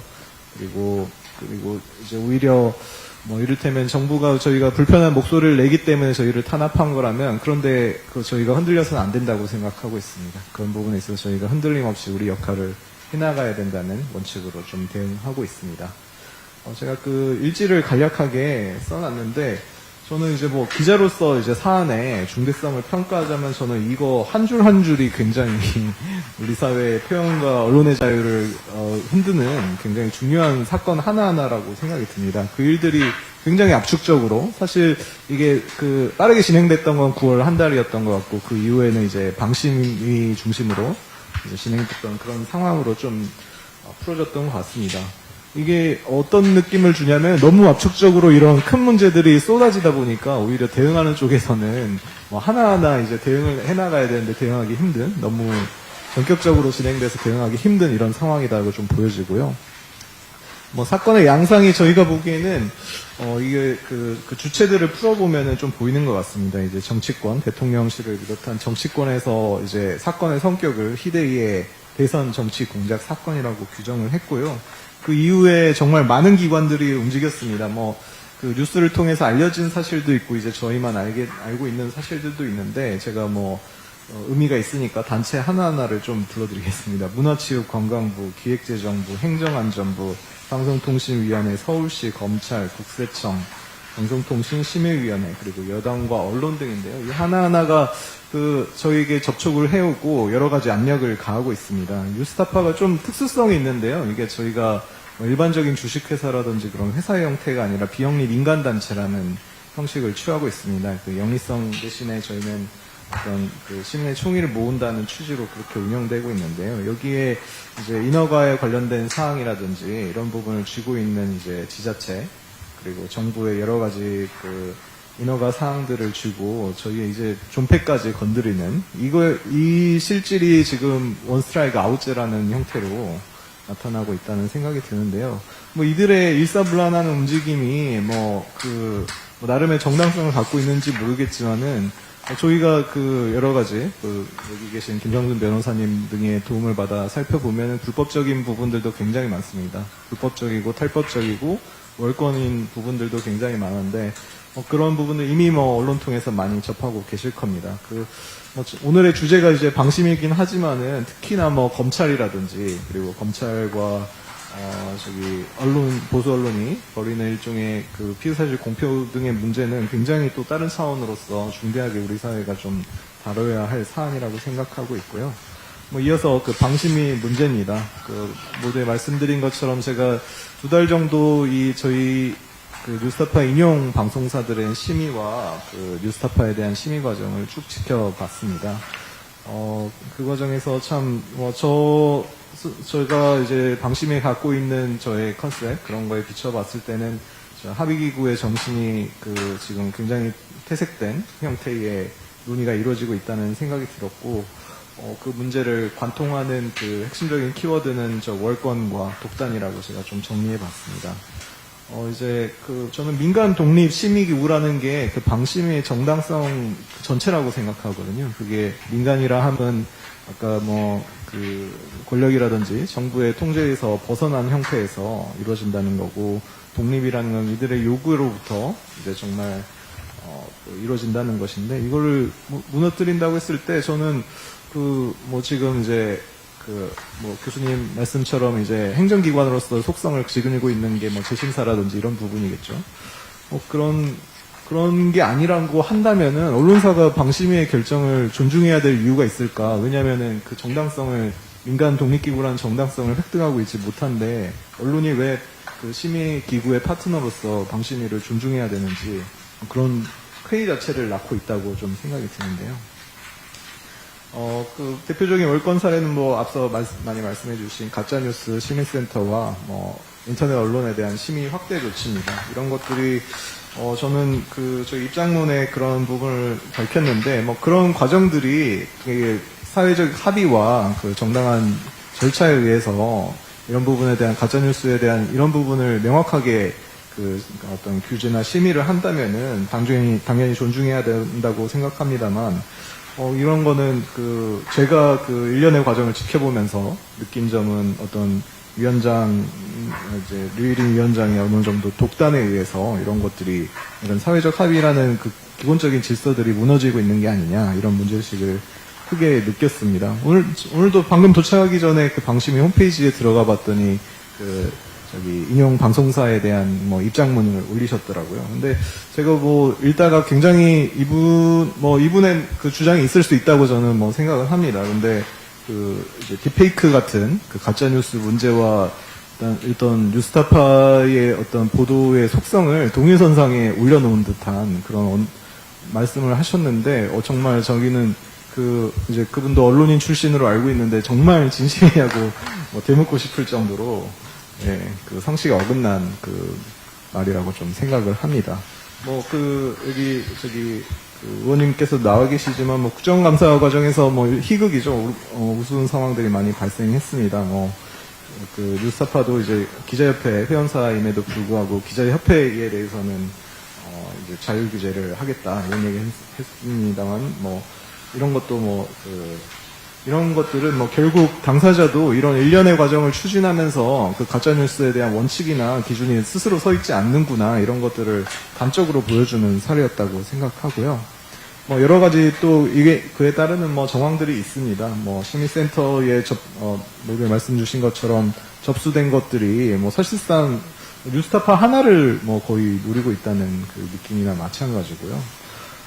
그리고 제가 지켜보면서 참 옆에 계신 김유진 위원님 포함해서 참 많은 노력을 기울여주시고 있다는 거에 대해서 정말 많이 느꼈고, 이제 줄곧 이제 몇 가지들을 경고하고 계신다고 제가 좀 생각이 됩니다. 이제, 저는 그런 말씀들이 이제는 뭐랄까요, 방심이라는 조직에 대한 진짜 충심에서 우러난 말씀들이 아닐까 오히려 그렇게 생각이 되는데요. 이제 시민규정 상위법에 대한 법률적인 용의는 문제들에 대해서는 앞서 이제 변호사님 등이 이제 말씀 주셨고요. 이런 것들이 저도 기자로서 사실 이번이 처음이 아니라고 생각합니다. 이제 정부가 방심이라든지 여러 가지 기관을 통해서 비판적인 언론에 제재를 가하고 그럴 규제를 가하려는 그런 시도들이 처음이 아니고 굉장히 사회가 반복적으로 이런 일들이 벌어지고 있는데요.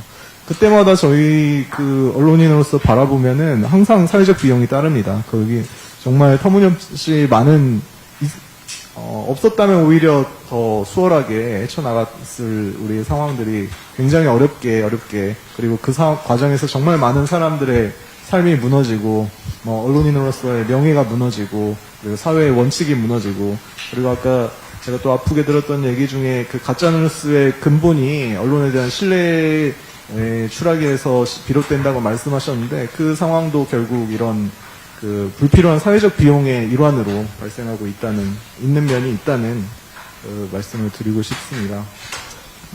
그 일선에서 맡고 계신 위원님들의 고충에 대해서 다시 한번 좀 제가 짚고 싶고요.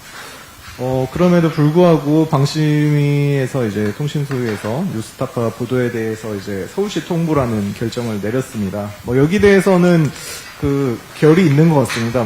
이제 방심위가 스스로 권한이 없다는 것을 인정했다는 것도 있지만은 제가 일련의 상황들을 쭉 지켜보면서는 어떤 면에서는 정해진 수순을 가고 있다. 결국 신문법을 통해서 등록 취소로 가는 소위 말하는 원스트라이크 아웃제를 실현하기 위해서 방심이라는 어떤 명분 쌓기 과정을 거친 거 아니냐 이런 게 저의 개인적인 분석입니다만은 왜냐면은 제가 이 결정을 내리는 회의장에 있었는데 일종의 이제 여당 추천위원회 말에 뉘앙스 같은 게 있지 않습니까? 이제 스스로 이 방심위를 통해서 내려지는 처분은 실효성이 없다 이런 얘기였는데 그거는 이제 시정 조치 같은 그런 조치가 아니라 이 언론사를 없애는 방향으로 가야 된다는 뉘앙스로 좀 들렸기 때문에 제가 그렇게 생각을 하게 됐습니다. 그럼 뉴스타파 입장문 통해서 이 방심위 심의에 대해서 일체 응하지 않는다는 입장을 정리를 했습니다. 권한과 절차적인 정당성이 일체 결여돼 있고 저희가 이런 부분에 따르지 않는다면은 저희가 언론으로서 응할 의무가 없고 심지어 이거는 뉴스타파를 어떤 선례로 삼아서 언론 전체에 대한 압력을 가하겠다는 의도로 풀이되기 때문에 저희가 수긍해서는 안 된다고 저희는 판단을 했습니다.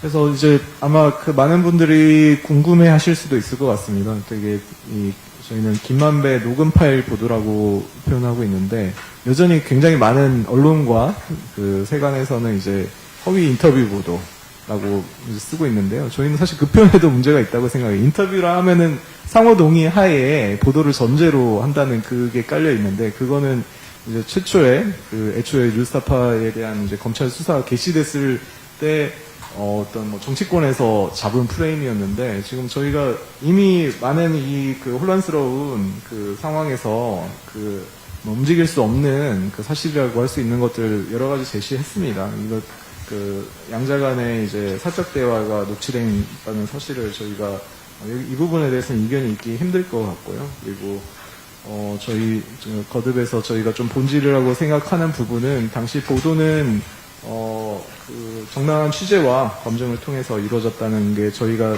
거듭 스스로도 확인하고 있는 상황들입니다.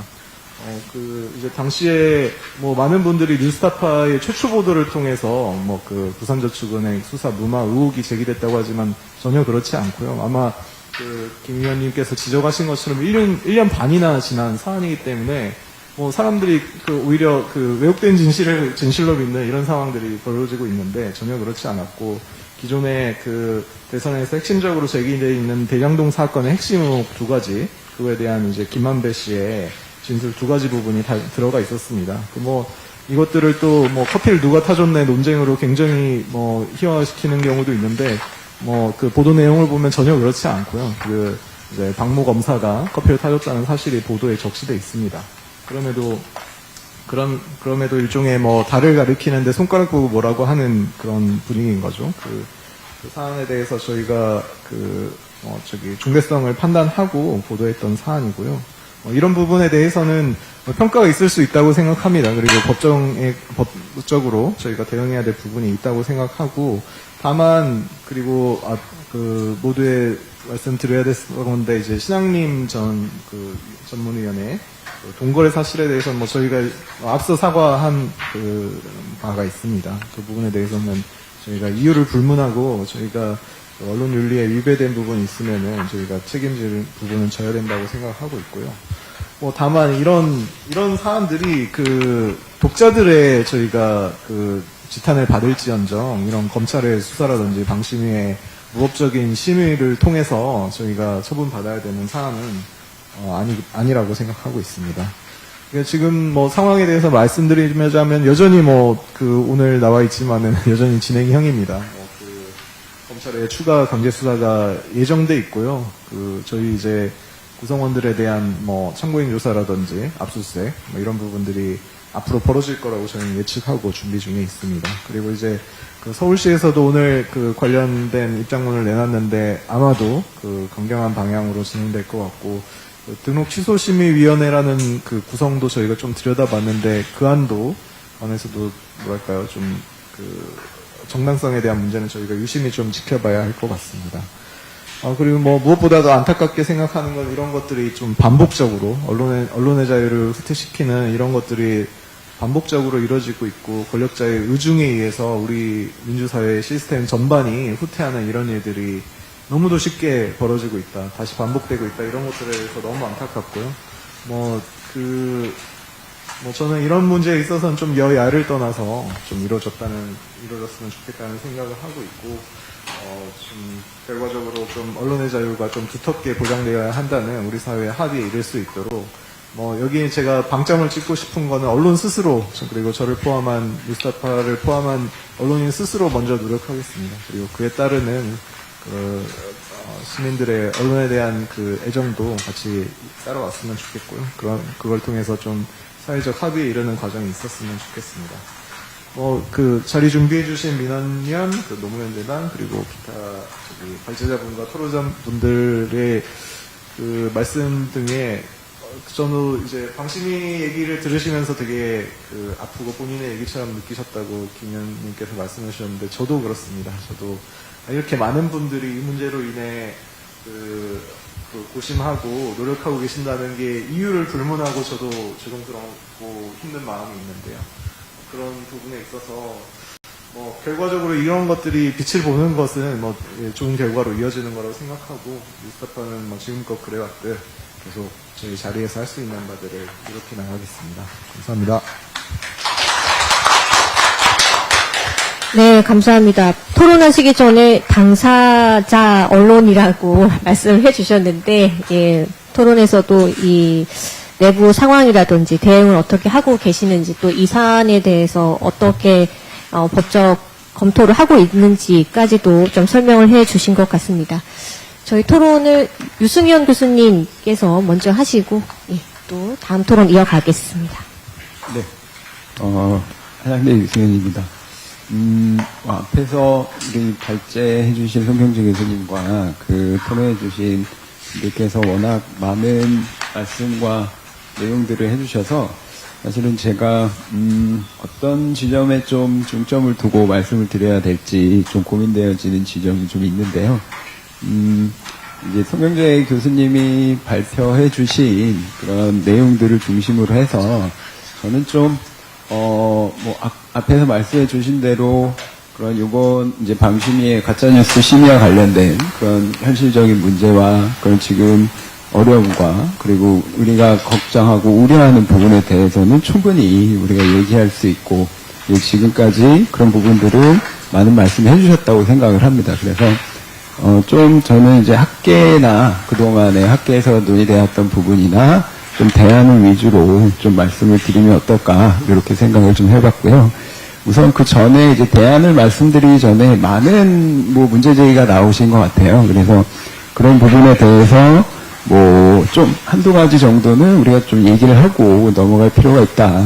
먼저 이제 뭐 방심위 같은 경우는 방송통신심의위원회라는 성격이 사실 우리가 이 방송통신위원회, 이게 방통위가 사전검열을 못하기 때문에 사실은 이런 어떻게 보면 민간 독립기구로서 이제 통신심의를 담당하던 기관과 방송심의를 담당하던 기관을 합쳐서 만들어진 기구이거든요. 이제 그런 성격을 가지고 있기 때문에 기본적으로 이 방송통신심의회가 가지고 있는 심의 기능이라는 것은 우리가 학계에서도 그동안 계속 얘기했지만 사후심의에 가깝습니다. 그러니까 사후심의이고 어떻게 보면 내용 규제를 하는 측면이거든요. 그러니까 어떻게 보면 독립기구이긴 하지만 규제기구의 성격을 분명히 가지고 있고 내용 규제를 하기 때문에 그리고 어떻게 보면은 지금까지 방송통신심의위원회는 방송심의 중심의 물론 뭐 제가 이 방송통신심의위원회 내부 그 직원분들이나 봉사하시는 분들의 얘기를 들으면 통신심의가 일은 훨씬 많습니다.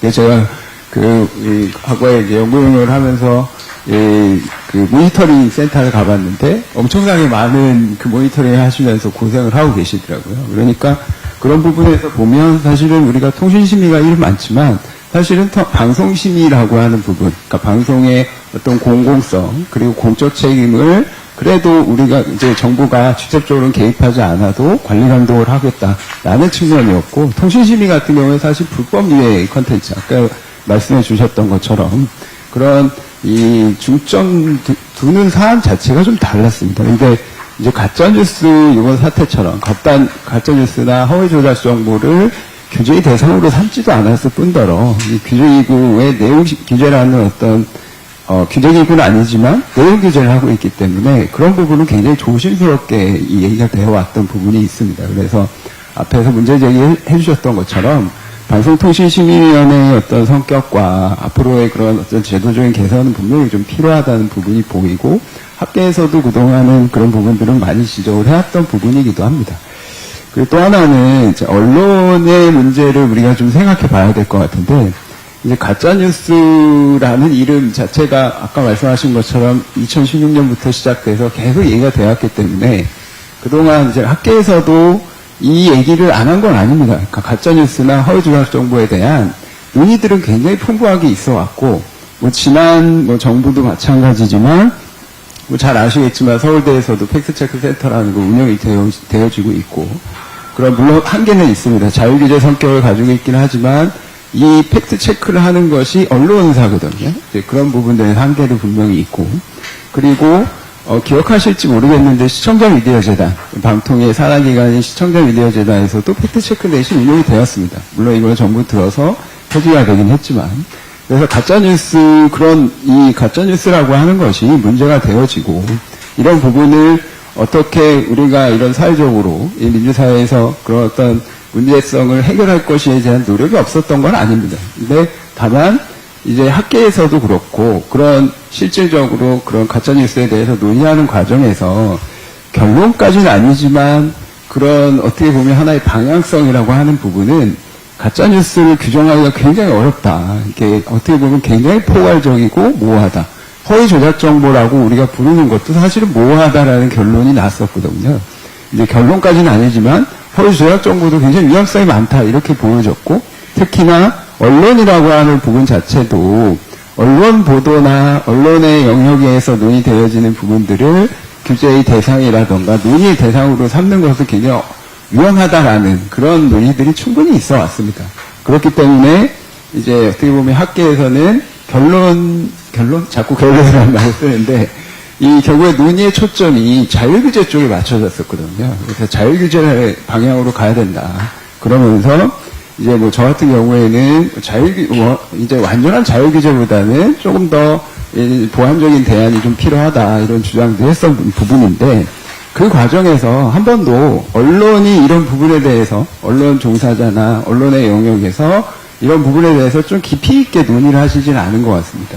지금처럼 가짜뉴스나 허위 조작 정보가 방심위가 정말 직접 규제를 하겠다고 제도적인 방안을 마련하겠다라고 해서 실제 센터를 운영하고 있는 과정에서도 좀 의문이 되어지는 부분은 언론이 그런 문제제기나 그런 비판 이런 부분들이 거의 나오지 않는다는 거죠. 그러니까 언론의 당사자의 문제입니다. 실제 가짜뉴스나 허위 조작 정보에서 언론 뉴스 보도를 대상으로 충분히 규제할 수 있다는 가능성이 보이는 거기 때문에 이제 그렇게 따지면 우리가 뭐 인터넷뿐만 아니라 뭐 유튜브 같은 플랫폼에서는 다 언론사들이 운영을 하고 있고 인터넷 언론사 뉴스타파도 마찬가지고 그 인터넷 언론사에 지금은 초점이 맞춰져 있지만 결국은 다 전체 언론사들을 대상으로 규제가 해야 된다는 방식으로 진행이 될 수 있는 위험성도 있거든요.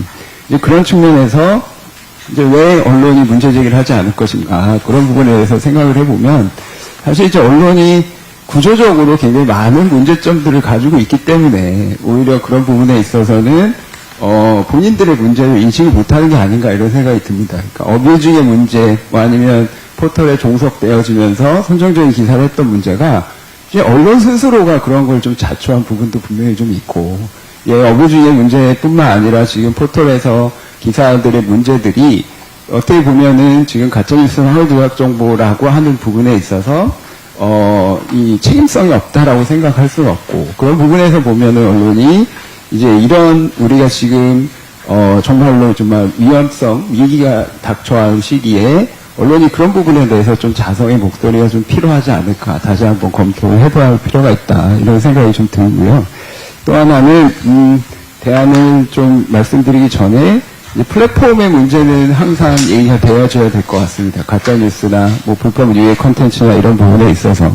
그래서 이 플랫폼의 문제가 실제로는 가장 어떻게 보면 핵심적인 논의의 주제로 가야 되지 않을까. 그래서 실제 제가 좀 우려스러운 지점은 이 지금 정부가 이 얘기하는 직접적인 규제의 방식과 방심위의 어떤 이 규제의 방식, 그런 행정적인 규제의 절차들이 저는 개인적으로는 플랫폼의 어떤 권한을 더 강화하는 쪽으로 가지 않을까라는 생각이 들거든요. 그러니까 지금 우리가 플랫폼 사업자의 책무성이라든가 이런 것들을 사회적 책임을 강조하고는 있지만 실제 플랫폼을 관리하거나 감독되어지는 어떤 제도적인 틀은 전혀 없는 상태에서 이제 어떻게 보면 하나의 행정적인 규제가 그들의 권한을 부여하게 되어지고 쉽게 얘기하면 가이드라인이나 기준들을 임의로 작성할 수 있거든요. 임의로 설정할 수 있고 그런 부분들을 자기네들이 공표하지도 않습니다. 논의하지도 않고 그런 어떤 이용자들이나 아니면 정부와 협의하지 않습니다. 사업자의 특성상. 그러다 보면 결국은 우리가 이제 언론도 그 범위 안에 들어가게 되어지는 거고 플랫폼에 그런 권한을 과연 누가 줄 수 있는 것인지 이런 생각들을 좀 해봐야 되지 않을까 싶거든요. 그러니까 그런 플랫폼의 문제를 우리가 소홀히 하면 안 된다 이런 논의를 하면서 그러니까 직접적 규제라던가 이런 부분의 문제를 분명히 제시하고 그런 대안을 제시하는 것 못지않게 플랫폼의 책무성에 대한 부분을 조금 더 우리가 좀 강력하게 또는 이런 플랫폼도 당사자로서 이런 논의에 참여하고 그런 어떤 대안을 제시할 수 있는 그런 주체가 돼야 되지 않을까 이런 생각이 좀 듭니다. 그리고 뭐 이제 마지막으로 대안이라고 하는 부분이 참 그동안 많은 논의가 되어져 왔고 특히 이제 이런 방심위 사태가 벌어지고 직접적으로 뉴스타파 같은 이 피해자가 생기시고 이런 어떤 가짜뉴스라는 이름으로 모든 규제의 어떤 틀이 어떻게 보면 흔들리는 거라고 생각이 들거든요. 그런 부분에 있어서 이제 우리가 그동안 얘기했던 대안이 과연 무슨 의미가 있을까 이런 생각이 들긴 합니다. 근데 그럼에도 송영재 교수님이 말씀해 주신 잘 정리해 주신 부분들이 사실은 많은 시사점을 좀 가지고 있다고 생각을 하거든요. 그래서 뭐 정부나 아니면 플랫폼이나 아니면 시민이나 뭐 언론도 마찬가지고요. 이제 그런 대안들을 논의하는 데 있어서 조금 더 실질적인 대안을 좀 논의해야 되지 않을까 이런 생각이 좀 들고요. 그런 의미에서 보면 정부의 어떤 직접 규제는 물론 지금 당연히 뭐 지금 앞으로 어떻게 될지는 모르겠으나 이제 가능할까라는 어떤 생각도 분명히 들고 이제 그런 어떤 대안을 제시하는 틀이 좀 있어야 될 거라고 생각이 드는데 이렇게 앞에서 발제문에서 잠깐 말씀해 주신 것처럼 직접 규제와 자율 규제의 사이에 사실은 우리가 그동안 논의되어지지 않는 부분들이 분명히 있습니다. 그러니까 앞에서 이런 해외 사례들을 말씀하시면서 독일 사례라든가 EU 사례들을 많이 말씀하셨는데 이제 공동규제, 이제 물론 뭐 해외 사례가 항상 좋은 건 아닙니다. 그러니까 연구자나 뭐 학계의 입장에서는 어떤 사례를 중심으로 얘기하는 경우라던가 이제 어떻게 보면은 참고할 수 있는 자료 정도가 되는데 이제 그들이 가지고 있는 공동규제라고 하는 방식을 우리가 좀 고민할 때가 되는 것 같습니다. 그러니까 지적 규제는 할 수가 없는 부분이고 자율 규제는 너무 지금 문제를 해결할 수 없고 그리고 그런 위험성 속에서 플랫폼이라던가 이런 가짜 뉴스 같은 정말 모호한 개념으로 정말 말도 안 되는 제도적인 절차가 말하는 위험성도 있기 때문에 차라리 어떻게 보면은 그런 공동규제의 틀, 공동규제의 거버넌스 체계를 마련해서 정부가 관리 감독의 권한을 어떤 범위까지 행사할 것이냐, 그리고 플랫폼은 어떻게 거기에 이런 어떤 이 노력들을 할 것이냐, 그리고 거기에 더 중요한 것은 플랫폼의 권한은 결국 이용자가 주는 거거든요. 이용자에 의해서 발생하는 것이기 때문에 이용자들의 참여는 어떻게 할 것이냐, 이런 부분들에 대한 논의들이 어떤 하나의 거버넌스 체계라던가 아니면 규제의 틀로서 좀 논의가 돼야 되고, 사실 그런 의미에서 EU나 이런 부분에서도 고민이 굉장히 많은 것으로 알고 있습니다. 그러니까 DSA 법, 우리가 디지털 서비스 법을 참고해 보면 그런 부분들이 이제 직접 규제를 하지 못하는 부분들을 차라리 플랫폼을 규제하는 쪽으로 가자, 이런 부분 때문에 논의가 되어지는 것이 그들이 왜 못하는지를 우리가 좀 생각해 볼 필요는 있다, 이런 생각이 들고, 이제 말씀해 주신 그 송영재 교수님의 논의 중에서 우리가 좀 얘기를 해야 될 부분은 시민사회의 감시 시스템이라는 게 좀 필요하지 않을까라는 생각이 들거든요. 그러니까 가짜뉴스라고 하는 거 오히려 우리가 시민사회나 아니면 이용자가 정의를 해야 되는 것이 저는 맞다라고 생각을 합니다. 그래서 해외에서도 가짜뉴스를 쓰면 자꾸 안 될 것 같고, 허위 조작 정보라던가 아니면 그 불법 유해 컨텐츠에 대해서 시민 스스로가 감시하는 시스템이 지금 한쪽에서는 마련이 되어지고 있거든요. 이제 그런 관점에서 시민 시스템을 우리가 어떻게 마련할 것이고, 그걸 어떻게 플랫폼에 요구하고 정부에 요구할 수 있을 것이냐, 이런 대안적인 노력들이 좀 필요해 보입니다.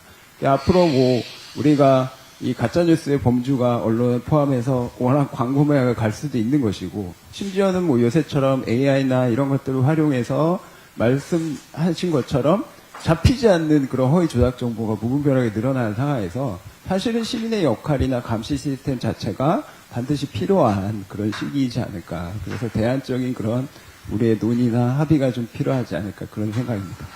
네, 여기까지 마치도록 하겠습니다. 네. 예, 감사합니다. 유승현 교수님께서는 방심위의 이 자의적으로 이루어지는 인터넷 언론사 콘텐츠 심의의 문제점에 대해서도 말씀을 주셨고, 또 이런 규제 혹은 행정 절차가 이 플랫폼 사업자의 권한을 가져올 것은 아닌가라는 그런 우려까지도 좀 고민이 필요하다라는 점이었고, 또 이와 관련해서 좀 우리가 뭐 여러 논의가 필요하지만 구조적 문제를 조금 더 살펴보아야 할 필요성, 그리고 지금 현재 논의에서 이용자 측면, 특히 이제 시민사회의 어떤 그러한 창구의 필요성이라든지 역할이라든지 기능에 대한 논의가 좀 빠져 있는 부분에 대해서 좀 적절한 지적을 해주신 것 같습니다. 자, 마지막으로요, 저희 민영배 의원님께서 토론 말씀 있겠습니다. 김수정 위원장님 대단하시네요. 지금 이렇게 분위기가 쫙 가라앉아 있는데도 내용이 다 체크가 되세요? 와. 저는 그 송경재 교수님 발제가 끝날 때부터 머릿속에 다른 것이 들어오지 않고, 특히 이제 김유진 의원님 그 토론이 지나고 나서부터는 진짜로 들어오지 않고 딱 이게 맴도는 그 문장들이 두 개 있는데, 하나는 질긴 놈이 모진 놈을 이긴다, 그런 정도. 그 다음에 결국 우리에게 남은 것은 싸우는 것뿐인데, 이런 정도 얘기가 맴돌았어요. 근데 분위기가 워낙 가라앉아서 그건 무슨 말씀을 드려야 될지도 모르겠어요. 그래서 우선 제가 국정감사를 하면서 회의록을 이렇게 쭉 봤더니 김유진 의원님이 오늘 말씀에서도 다 정확하게 정말 정확하게 짚어주셨는데 활동을 되게 정확하게 잘 하시더라고요. 거기서. 그리고 아니 저 싸움을 저렇게 혼자 저렇게 물론 어쩔 때는 또 거드는 분이 계시고 그랬지만 그리고 이제 오대양 기자께서는 뭐 현장에서 그렇게 애쓰고 계시니까 우리가 이런 분들한테 정말 애쓴다 그런 뜻으로 이 몇 명 안 되는 것 같지만 하여튼 함성과 박수를 한번 세게 보내고 나서 하면 어떨까 그런 생각을 합니다. 와 정말 애쓰십니다. 예, 정말로요. 예, 많이 쓰시더라고요. 조금 분위기 좀 전환하고 저는 구체적인 말씀 드릴 거 없을 것 같아요. 지금 이 본질은 사실은 우리가 저항하는 것 같지만 사실은 검찰의 언론 지배를 어떻게 막아낼까에 대한 싸움을 어떻게 준비하고 어떻게 실행할까를 논의하는 걸 겁니다. 지금 뭐 송경주 교수님이 이제 구체적인 이런 얘기들을 쭉 해주셨지만 그건 논리적으로 따져볼 때 그렇다는 것이고 실제로 실행을 해야 되는 그런 상황에서는 저는 전에는 그냥 검언 유착 그러면 그냥 검찰이 흘려주면 언론이 받아쓰고 그거 가지고 세상 자기들이 생각하는 대로 만들어가려고 하는 그런 정도로 생각했는데 이번에 보니까 그게 아니더라고요. 언론이 전에는 검찰이 언론이나 정부 여당의 이를테면 손발 같은 거였어요. 그래서 부렸어요. 정부 여당이나 언론이 검찰을. 근데 지금은 아니에요. 지금은 검찰이 최상위 탑에 있습니다. 탑에. 그래서 거기서 다 이렇게 하는데 이제 뭐 언론은 물론이고 이 정치도 그렇고 정부를 장악했고 그래서 이걸 이제 전일적인 검찰 국가로 가는 그런 과정에 거슬리는 것들이 있는데 그 중에 하나가 언론이었죠. 그래서 이것을 이제 평정하는 작업을 자기들 표현으로 하자면 지배하는 작업을 지금 하고 있는 거고 그 과정이 이제 잘 안 되니까 정말 듣도 보도 못한 희한한 방법을 가지고 하고 있고 그러다 보니까 불법, 위법, 위헌적인 요소가 너무 많아서 사실은 하나하나 열거할 수도 없을 만큼이 돼버렸죠. 그런데 이제 제가 근래 그 한동훈 법무장관이 하는 걸 보고 이 검찰의 우리 사회의 전일적 지배를 노리는 그 검찰의 행태라고 하는 게 저래서 그렇구나. 첫째는 자신이 잘못이 뭔지 모르는 게 가장 큰 문제인 것 같아요.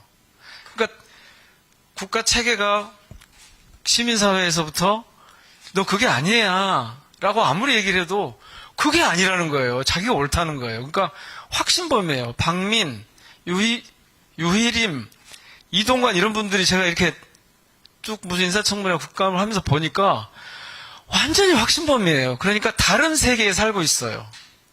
그 눈으로 그 시각으로 지금 방심위를 운영하고 방통위를 운영하고 KBS를 어떻게 해봤다고 하니까 어제 저녁에 제가 일부러 KBS 뉴스를 처음부터 봤거든요. 다들 한번 보셨죠? 첫 뉴스 어떻게 나오는지. 진짜 까무러칠 뻔했어요. 그리고 너무 무기력해서 이런 상황이 됐는데 우리가 할 수 있는 게 없네. MB 때보다 훨씬 심한 것 같더라고요. 그러니까 KBS를 윤석열에게 혹은 정부 여당에 바치겠습니다라는 선언을 하는 것 같아요. 그러면서 입에 달고 사는 게 국민 입장에서 국민 어쩌고를 떠들어. 지금 완전히 가짜더라고요. 그런데 이 사람들이 그걸 괜찮은 걸로 착각하고 있어요. 두 번째는 딱 닮았는데 이 접근하는 방법, 태도가 너무 무도해서 어디서부터 말을 걸어야지 이게 통할지 알 수 없을 만큼 무도해요. 저는 지금 디테일을 말씀드리진 않을 생각입니다. 그건 쭉 다들 말씀을 하셨고 저는 특별한 의견이 없으니까 어디서부터 손을 대야 될지 모를 만큼 무도해요. 그러니까 이 사람들은 기존의 문화나 전통이나 무슨 규범이나 법, 헌법 이런 게 아무 의미가 없어요. 자기들 세계하고 어울리지 않으면 그냥 할 수 있는 최대한으로. 그러니까 제가 그래서 아까 질긴 놈이 모진 놈을 이긴다고 정말 모질게 하거든요. 근데 거기에 대응하는 우리는 진짜 점잖합니다. 진짜 점잖해서 맨날 깨지는데 그러고도 또 점잖해요. 그러면서 심지어는 왜 그렇게 품위 있게 해야지. 모질게 막무가내로 하면 품위 있게 해야지. 그러느냐고 하거든요. 근데 굉장히 무도한 특징이 있어요. 세 번째는 모든 것을 정치 권력의 정점에 있는 이를테면 윤석열식에 맞추고 있어요. 모든 방식이. 근데 이게 방송 장악을 하는, 언론 탄압을 하는 이 과정에서 보니까 똑같이 나와요. 그래서 저희가 사실은 결국 이것에 대응하는 방법은 이동관 방통위원장 탄핵이다. 그리고 그걸로 시작해서 방심위원장도 어떻게든 좀 그 자리에 있기 어렵도록 만들고 KBS 사장도 어떻게 좀 해보자 이렇게 시작을 한 건데 또 당했어요. 제가 그럴 줄 알았거든요. 이걸 지키기 위해서 검사들 둘하고 뭐 이렇게 이동관 방통위원장 탄핵한다고 알려지는 순간 필리버스터를 왜 합니까? 아니 법안이야 가면 지금 이 정권에서 거부하면 그만이죠. 제2 요구하면 그만인데. 근데 탄핵은 그렇게 못하거든요. 그리고 여기에는 이제 이 검찰 국가를 지배를 완성하려고 하는 내년 총선이라고 하는 걸 염두에 두고 있기 때문에 이걸 하여튼 최대한 가능한 모든 방법을 정말 모질게 하고 있거든요. 예, 제 얘기 마칠랍니다. 제가 지금 방송 쪽에서 벌어지는 걸 보면, 오늘 특히 가짜 뉴스를 두고 벌어지는 걸 보면 정말 위법 위헌이고 아주 거칠고 그리고 서툴러요. 사실은 되게 세련되지도 않았어요. 그리고 이념적인 편향, 정치적인 이 목표가 분명해요. 의도가. 그리고는 이 사람들이 모두 정부를 비판하는, 그러니까 정부 여당을 비판하는 모든 말은 탄압의 대상으로 삼고 있는 거예요. 지금 이런 걸 가지고 밀어붙여서 제 결론은 그런 겁니다. 우리도 할 수 있는 모든 걸 동원해서 끈질기게 질기게 이걸 버티고 싸워나가는 수밖에 없다. 그래서 제가 계속 막 사전도 찾아보고 그랬어요. 질긴 놈이 모진 놈을 이긴다. 저 모질고 무도한 이 방송장악 언론 탄압이 이런 사람들한테는 그렇게 막 신사적으로 하면 안 돼요. 그냥 질기게, 그리고 우리도 더 모질게, 무슨 흉 좀 본다고 욕 좀 한다고, 그 욕은 한참 부족해요. 사실은 훨씬 세게 욕해줘야 돼요. 공식적인 공간이 아닌 곳은 어디서나. 하여튼 힘을 내서 질기게 한번 가보시게요. 예, 고맙습니다. 네, 감사합니다. 제가 토론을 맨 마지막에 하시게끔 한 게 잘한 판단이었네요. 네. 지금 현재 노무현재단 유튜브 채널로 들어오고 있는 실시간 채팅에서 보니까, 모질게가 아니라 유능하게 해야 한다라는 이런 말씀도 있는 게 보여집니다. 오늘 사실 이 시간 동안, 지금 짧지 않은 시간 동안에 지금 많은 이야기들이 나왔는데요. 허위 조작 정보 규제의 문제, 또 이것을 또 규제하는 방법에 대한 또 사회적 논의의 필요성, 그리고 지금 현재 당사자 언론의 지금 상황, 이런 것들에 대해서 좀 새롭게 많이 알게 된 것 같습니다. 네. 그럼 혹시 토론자님들 중에 혹은 발제자님께서도 마찬가지신데요. 예, 마지막으로 추가적으로 하신 말씀이 있다면 기회 드리고 마치도록 하겠습니다. 토론 시간을 짧게 했었죠? 예, 그래서 1분만 쓸게요. 그래도 준비해온 거니까. 6번째 그걸 한번 좀 넘겨줘 보실래요? 제가 왜 이렇게 말씀드리는지를 한번 보여드릴게요. 쭉 더 가면 넘어가 됩니까? 더 가보실랍니까? 조금만 더요? 예. 예, 그거요. 이거 한번 봐보십시오. 이게요, 제가 가짜뉴스 전담 심의센터 만드는 게 합법이라고 문제 없다고 난리를 치길래 물어봤어요. 야, 그래 거기 그 센터에서 이 방심위가 뭐뭐 검열할 수 있어? 동그라미 쳐봐. 다른 것도 다 해놓고 해봤거든요. 그랬더니요, 봐보세요. 다 할 수 있다고 나왔어요. 이게 지금 다 할 수 있다고 나온 거거든요. 여기 보시면 그 인사청문회나 아니면 국감에서 했던 얘기가 순 거짓말이라는 알고 있어요. 그러니까 이거는 그냥 정부 비판한, 윤석열 비판한 뉴스타파를 조지기 위해서 방심위가 센터까지 만든 거예요. 다른 거 아무것도 없어요.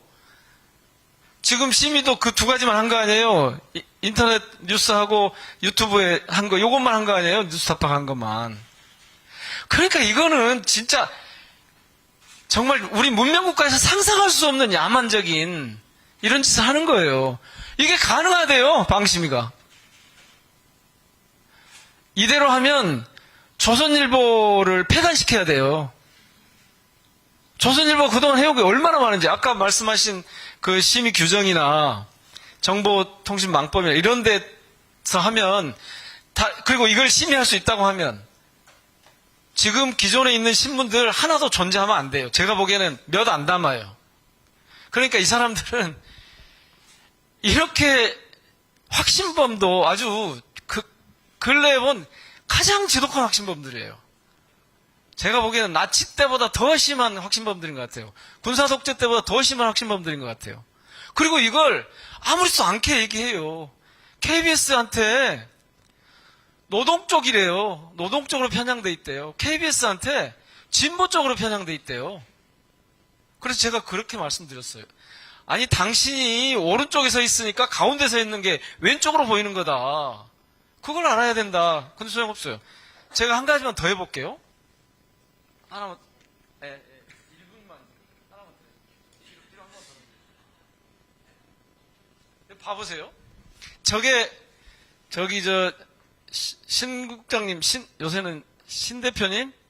예. 신민숙 대표님, MB정부 민원연에서 내놓은 그 MB정부 언론탄압 100서잖아요. 봐보세요. 그때보다 훨씬 심하게 하고 있는 거예요.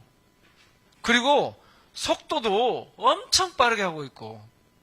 그래서 제가 하도 무슨 구체적인 이런 말씀 드리지 않고 질기게 싸울 수밖에 없습니다. 라고 말씀드리는 겁니다. 봐보세요, 지금. 이거를. 그때는 제법 그래도 시간을 두고 하더라고요.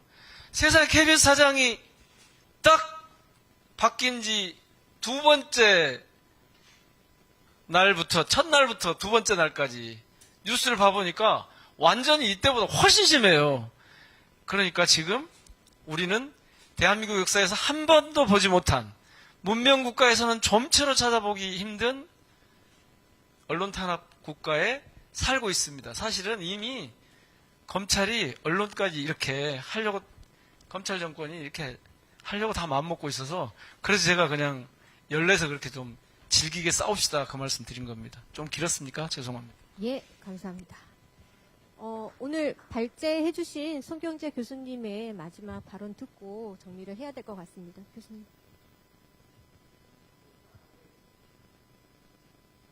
저도 그 발표를 하면서 궁금했었던 부분, 좀 부족했었던 부분을 토론하면서 많이 채워진 것 같고, 또 현장에서 지금 방심위에 대해서 비판을 많이 하고 있습니다만은, 지금 현재 직원분들 내부의 반발도 만만치 않고, 또 양심적인 직원들이 또 앞장서서 현재 그 조직의 문제점에 대해서 그 공개를 하고 있는 상황이기 때문에 이런 부분도 같이 우리는 고려를 해야 될 것이다라고 생각을 하고요.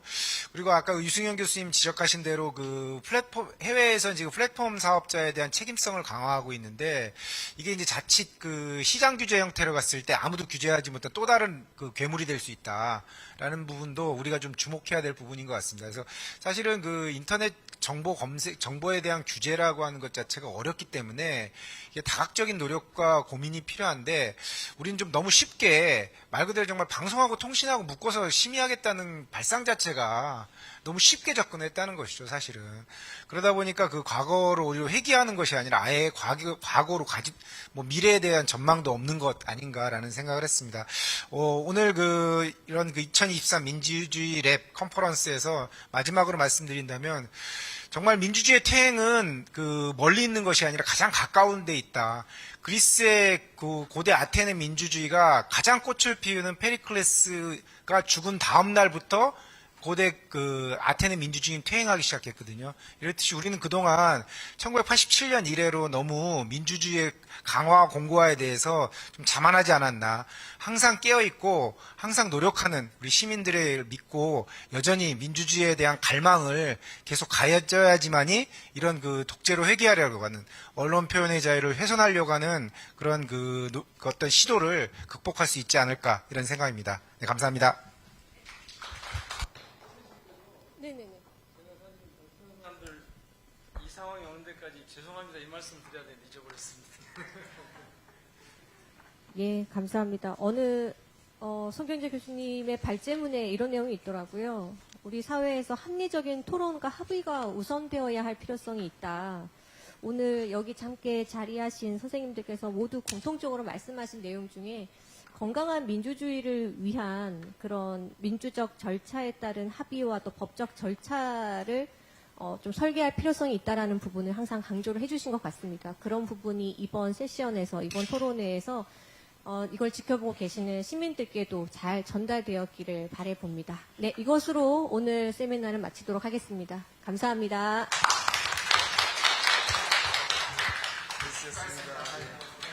여전히 점잖으십니다.